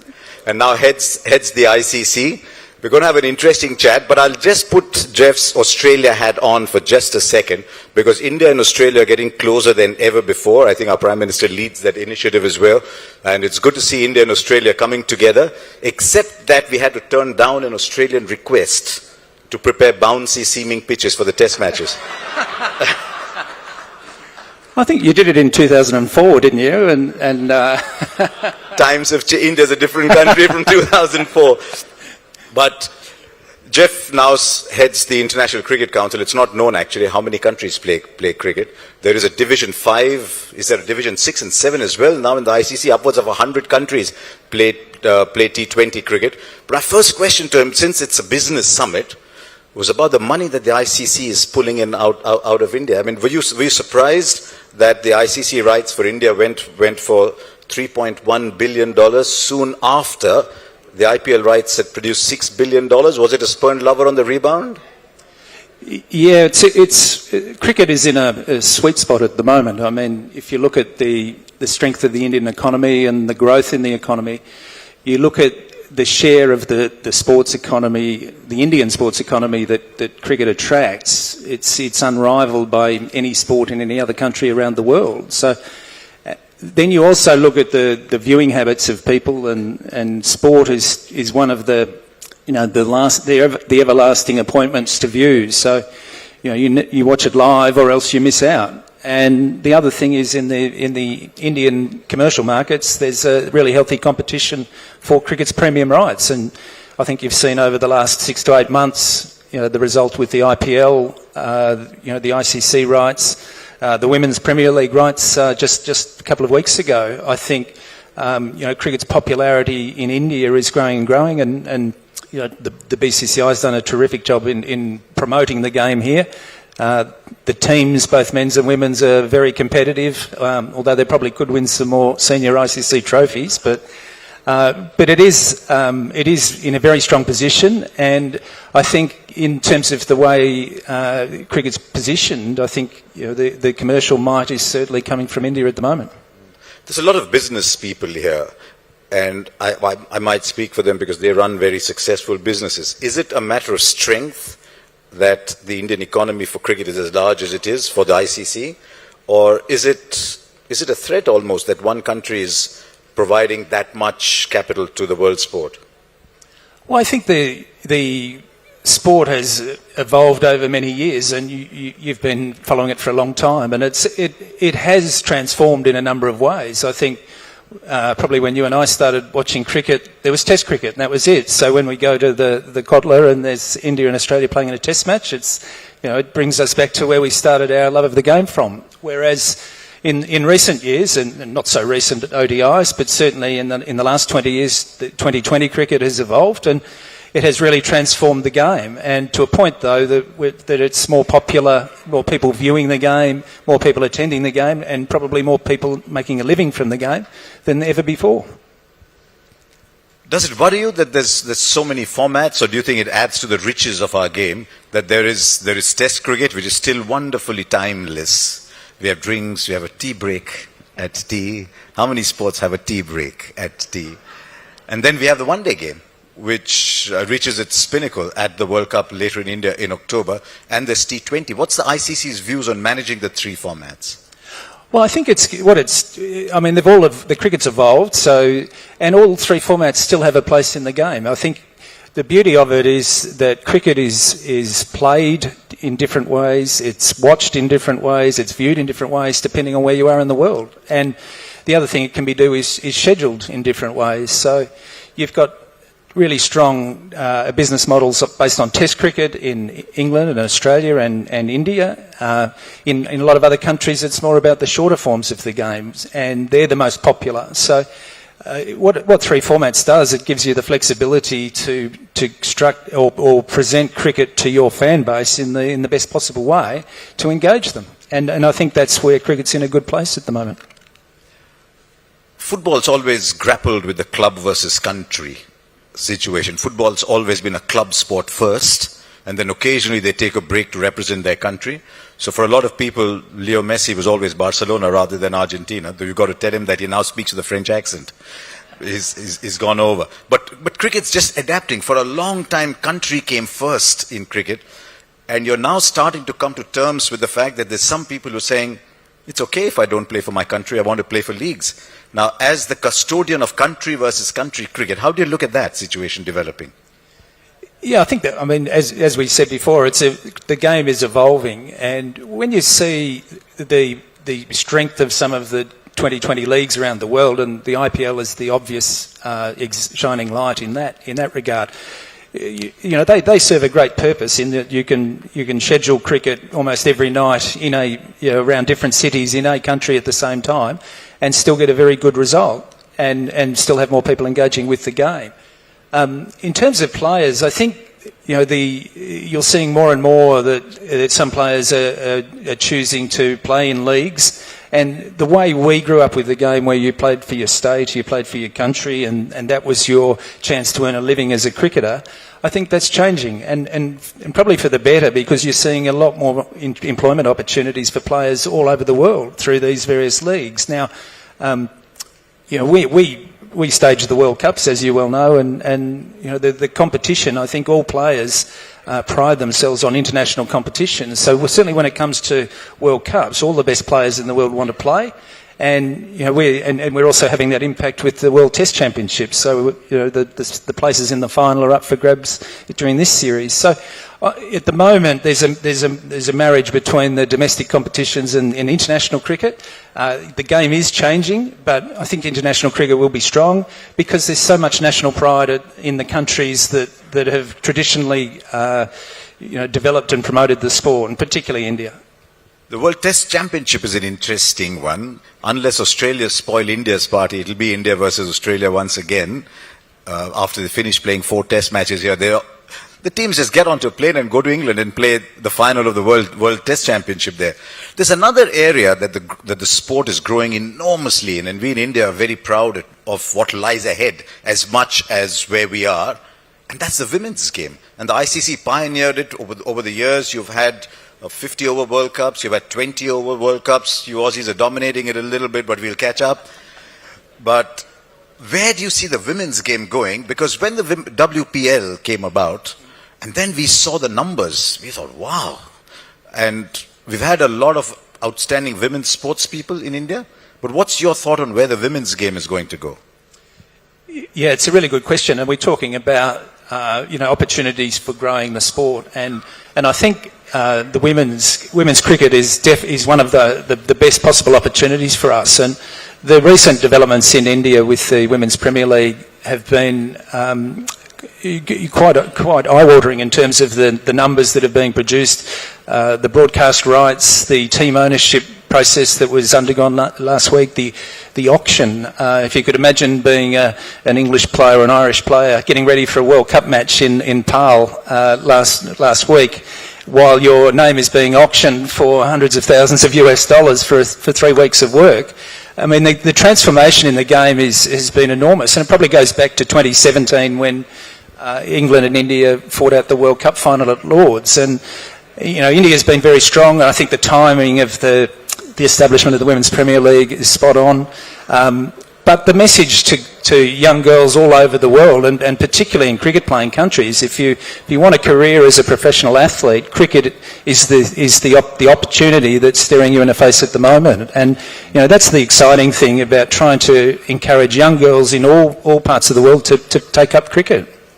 You had to bring up 2017, which was fantastic for the ICC, but the heartbreak still exists. India were that close to winning that game. There's one other development that's a happy development that's taken place in our game.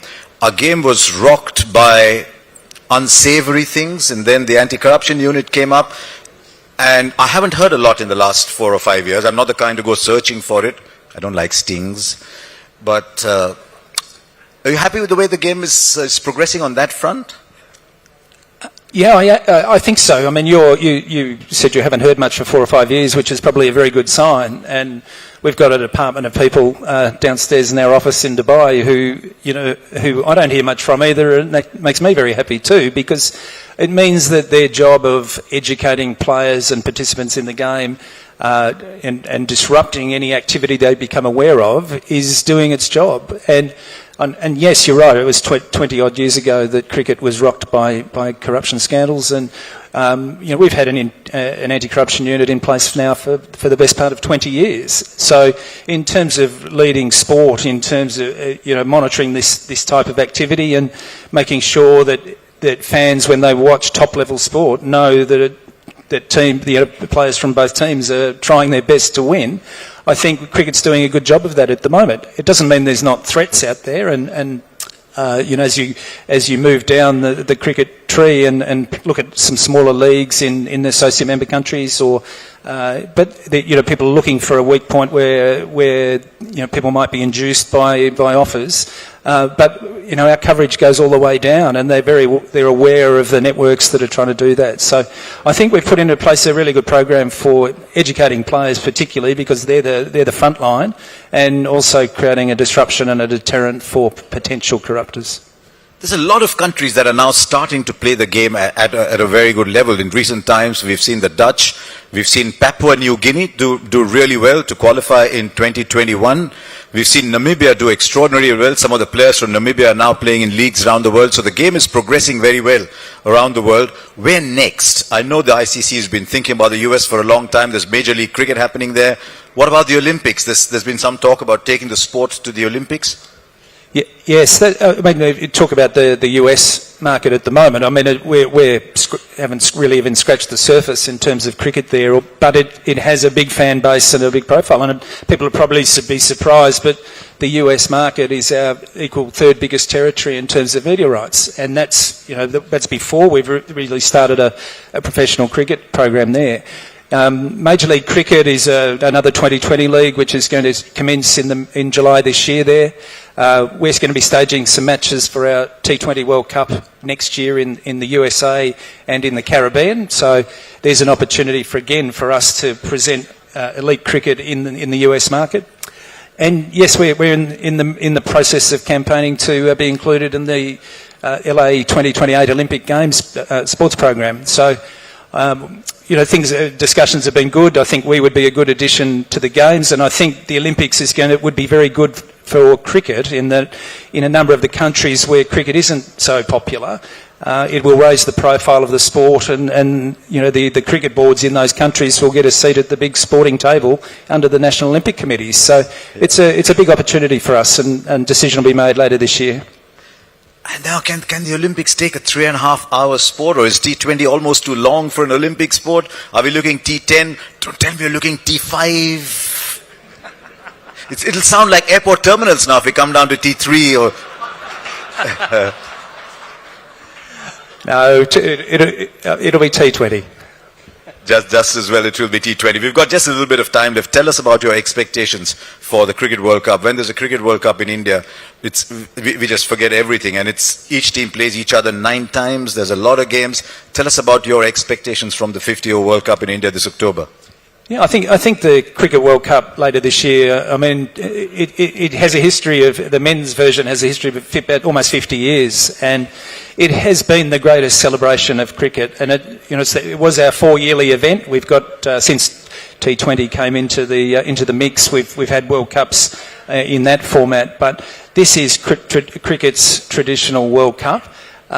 And no matter what happens in the lead up or in between, it dominates during the tournament itself. And if you go back to 2015 or the 2019 version in England, it engages cricket fans around the world. And more to the point, the research shows it attracts new fans. And people talk about one-day cricket a bit, but the World Cup is cricket's most dominant event in terms of attracting new fans, and it will be a huge success later this year. Thank you very much, Jeff Allardyce. You mentioned the 2019 World Cup. Who would have thought that a tournament played over a month and a half would end in a tie? They'd play a super over, that would end in a tie. and the world champion would be decided on a boundary count back. We have these quaint rules still in our game, but that's the way it ended. Jeff, thank you very much, and look forward to lots more ICC tournaments. There's a reasonable commentator if you want to hire him. Thank you, Harsha. Thank you very much. Cheers, Jeff. Thank you very much, John. Cheers.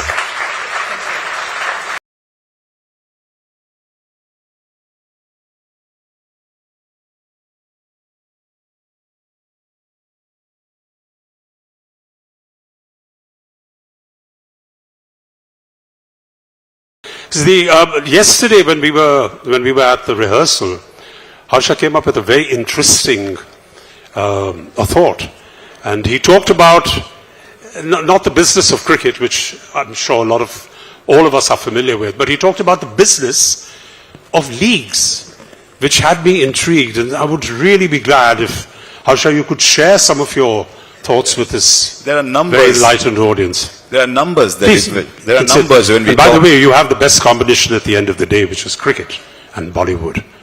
Enjoy. You can tell who's the cricket person and who's the showbiz person. Look at him. I'm just the cricket guy. You know, there are a lot of people in this room who understand large numbers much better than I do. I don't understand large numbers. So I actually wrote those down. And the numbers that we are talking about are just simply colossal. We are talking about cricket rights in leagues in the Indian market going for $6 billion.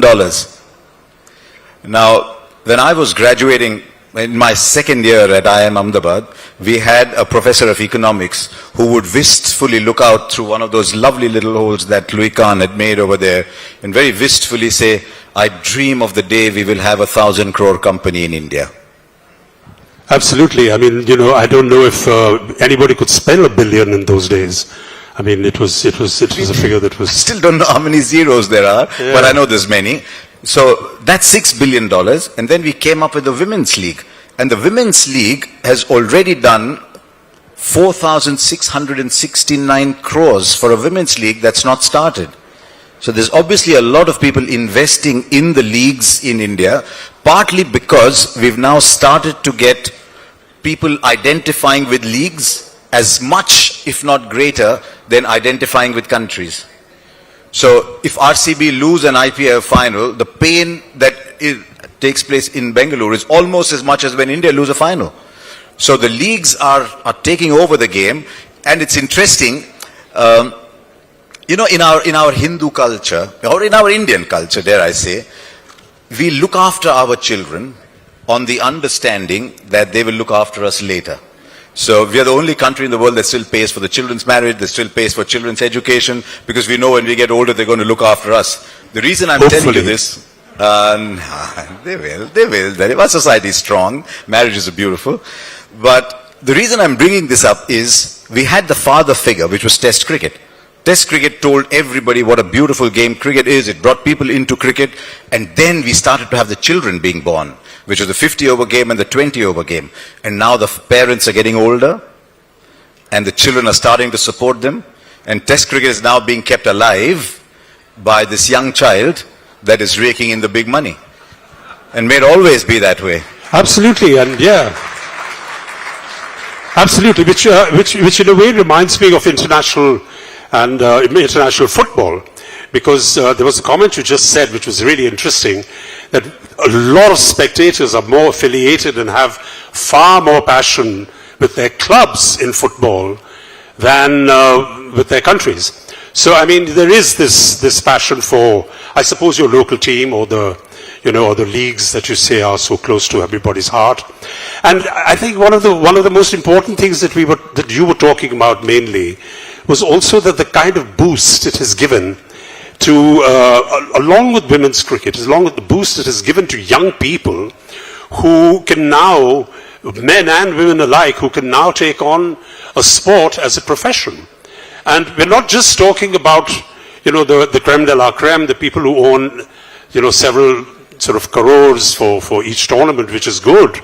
But there are those who can now play cricket professionally and may not get those huge numbers, but they can still make a living out of it. There are young boys and girls in India who are seeing numbers that their families don't recognize.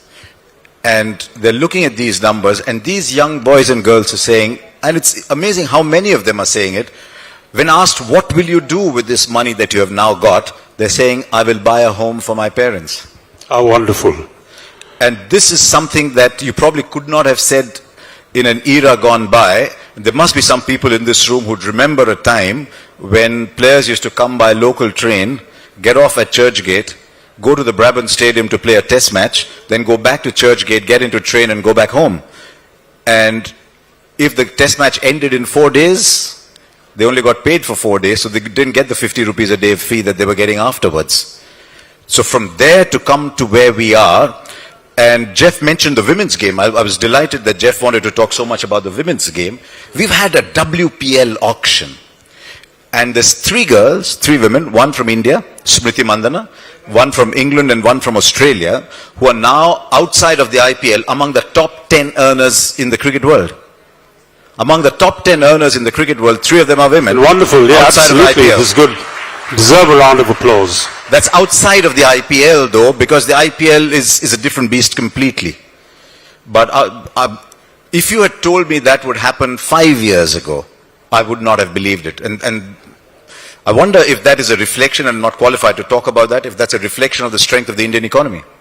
It is, and in fact, you talk about cricket, which of course is amongst the sports that we play in India, it is by far the most lucrative, if I may use that word. However, I can remember this while I was growing up, which was said about the Indian hockey team as well. Everybody took a lot of glory and there was a lot of sympathy for players who we heard had to not just travel by train, but they had to play in the Olympics and other big tournaments bare feet. And there were all these horror stories about them not getting equipment and not getting proper accommodation and all the rest of it. I don't want to go into that now, but fortunately that was somewhere in the past, in the dark ages. And today, what do you feel should or could be the role of the BCCI to support some of the other sports in India? It's an interesting thought, because the BCCI is not short of funds, and I think sometime about 3 or 4 years ago there was a suggestion made to support other sport as well. But my firm belief is that sport will come through, much like every other enterprise, when there is private sector involvement in it, when there is the entrepreneurial drive that so characterizes New India. I do a lot of corporate events, I go around and I see the entrepreneurial fervor in New India like I've never seen before. And I think if we can get them to invest in the new leagues, maybe, it's not for me to say where the BCCI money should go, but that would be one way up. There's some interesting things happening. I mean, all of us as children played kabaddi. I'm sorry? All of us as children played kabaddi. Yes, absolutely. And kabaddi players are now earning a living playing kabaddi.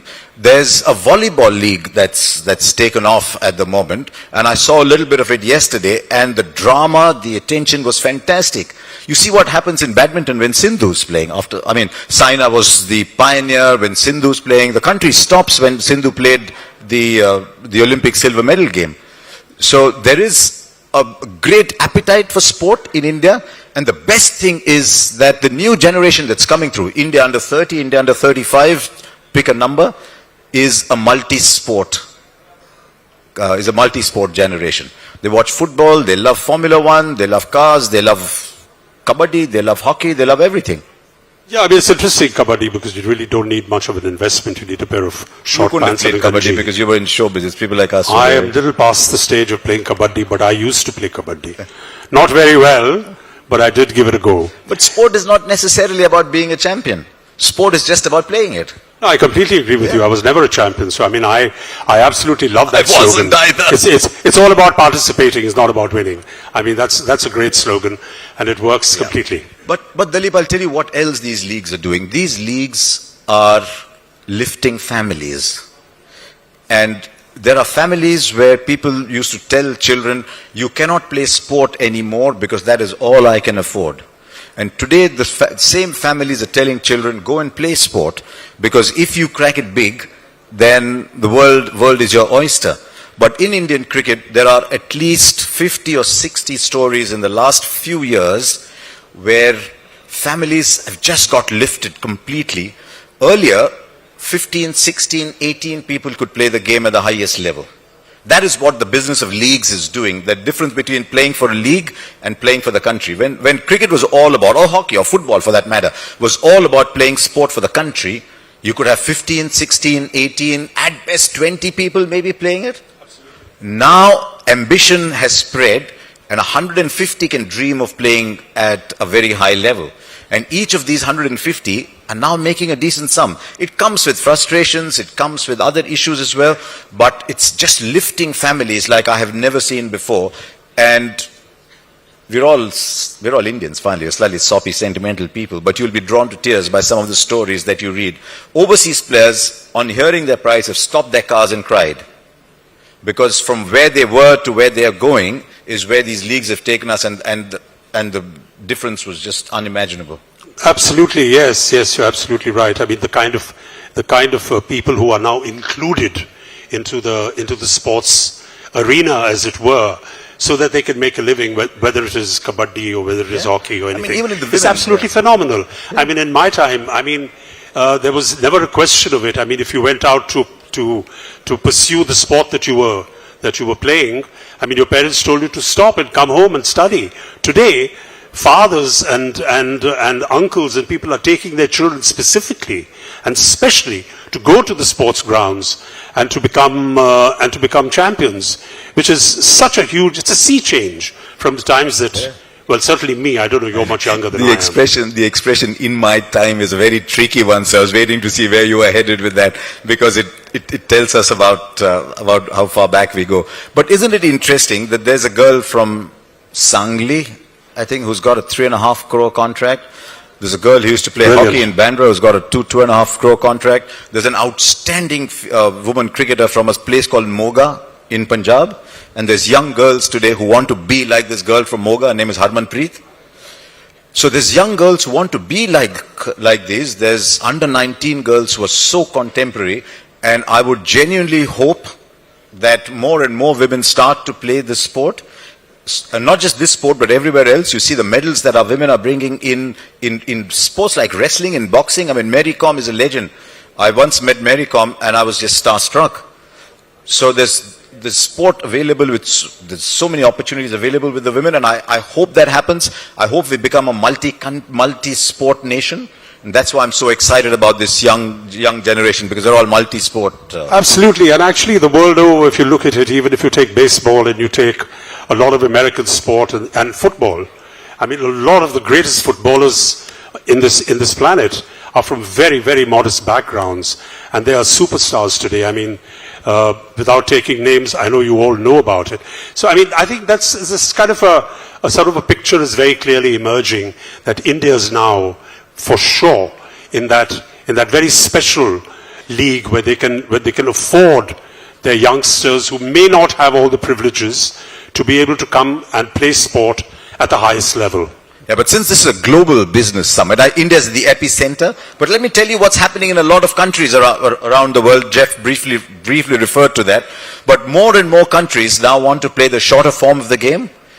And more countries are now dependent on the leagues to finance them. Luckily, Jeff is now sitting on a $3.1 billion ICC rights money, so every country gets a little bit more. But in the West Indies, some of their best players are not playing for the West Indies anymore. There's leagues starting in the US. South Africa, which is such a great test match country, are only playing 2 test series because they needed to make space for the league to set up to come up in South Africa.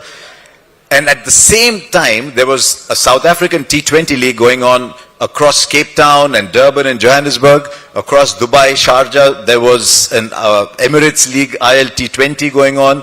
Across the sporting capital of the world in Australia, there's a Big Bash going on. Up in Dhaka and Sylhet and Chattogram, there was the Bangladesh Premier League going on. And all these were going on at the same time. There's a Pakistan Super League that's just started. And I'm sure you'll agree with me when I say that actually the pioneer of all this, the revolutionary as it were, was Kerry Packer. I mean, many, many moons ago, he just turned everything on its head. He decided that people are going to play in colored clothes. He had a wonderful slogan which said, "Big boys play at night," which was very exciting for everybody. And there were more. I was just afraid you might go into those. There were more. And everybody sort of left their country teams and went charging all the way to Australia because, suddenly cricket became a place where you could afford a good living. It's a question of valuation, I think. Valuation is a word that a lot of people use, but people like me don't understand because valuations seem to be soaring. But what is the valuation of a player? And what the leagues are doing by putting the players out in an open market situation is the leagues are allowing the players to find a value for themselves. And they are valuing the players differently. The captain of South Africa cannot get a place in the franchise league, for example. Or the captain of a country may not get the same price because somebody else is valued at a higher price. So we are getting into a situation now where the market is determining the value of a player. And that is something we would never have imagined in the days gone by. I'm sorry to interrupt you, but also the thing now is that, it is so difficult to be playing for your country, which is just about 12 or 15 or 20 people out of a nation of 1.3 billion. So now a cricketer who is good can say that, well, even if I don't make it to the Indian team, I still can make a living out of this because I play for the leagues and I play the game that I love, and it affords me a livelihood. And as you quite rightly said, it also helps the families and, is a general part of growth. And sport is bringing countries together. We are having a Border Gavaskar Trophy taking place at the moment at the Arun Jaitley Stadium, up what is called the Kotla till recently. It was a series that began as an initiative of the Australia-India Trade Council. The Australia-India Trade Council said, how do we bring our countries together? What links Australia and India more than anything else? It's not fair that all that the Australians know about India is cricket and a little bit more. All that Indians know about Australia is kangaroos and Bradman. We need to do a little bit more. And the Australia-India Trade Council set up a tournament that is now vibrant. I'm not saying it led to a free trade agreement between India and Australia, but it's led to a lot of togetherness. The countries are coming closer together, and maybe sport can act as a bridge. Maybe sport can act as a bridge between our countries. It has. It has been it's been a cultural ambassador. I'm getting signals from there. Never give an actor and a commentator the microphone. They will not shut up. But sorry about that. You are a scripted person. I go live television, and I'm seeing I'm seeing the timer there. God, I'm trained to end on 2. Harsha, stop playing holier than thou. You use a teleprompter as well. We all use teleprompters. No, I'm just looking at the timer there. I was looking at the timer. Thank you so much, Harsha. And thank you all so much for being here with us. I thank you very much. And I thank the Times of India, the group in the Economic Times, for giving us this platform. Thank you. Thank you, Harsha. Thank you, Dilip. Bye.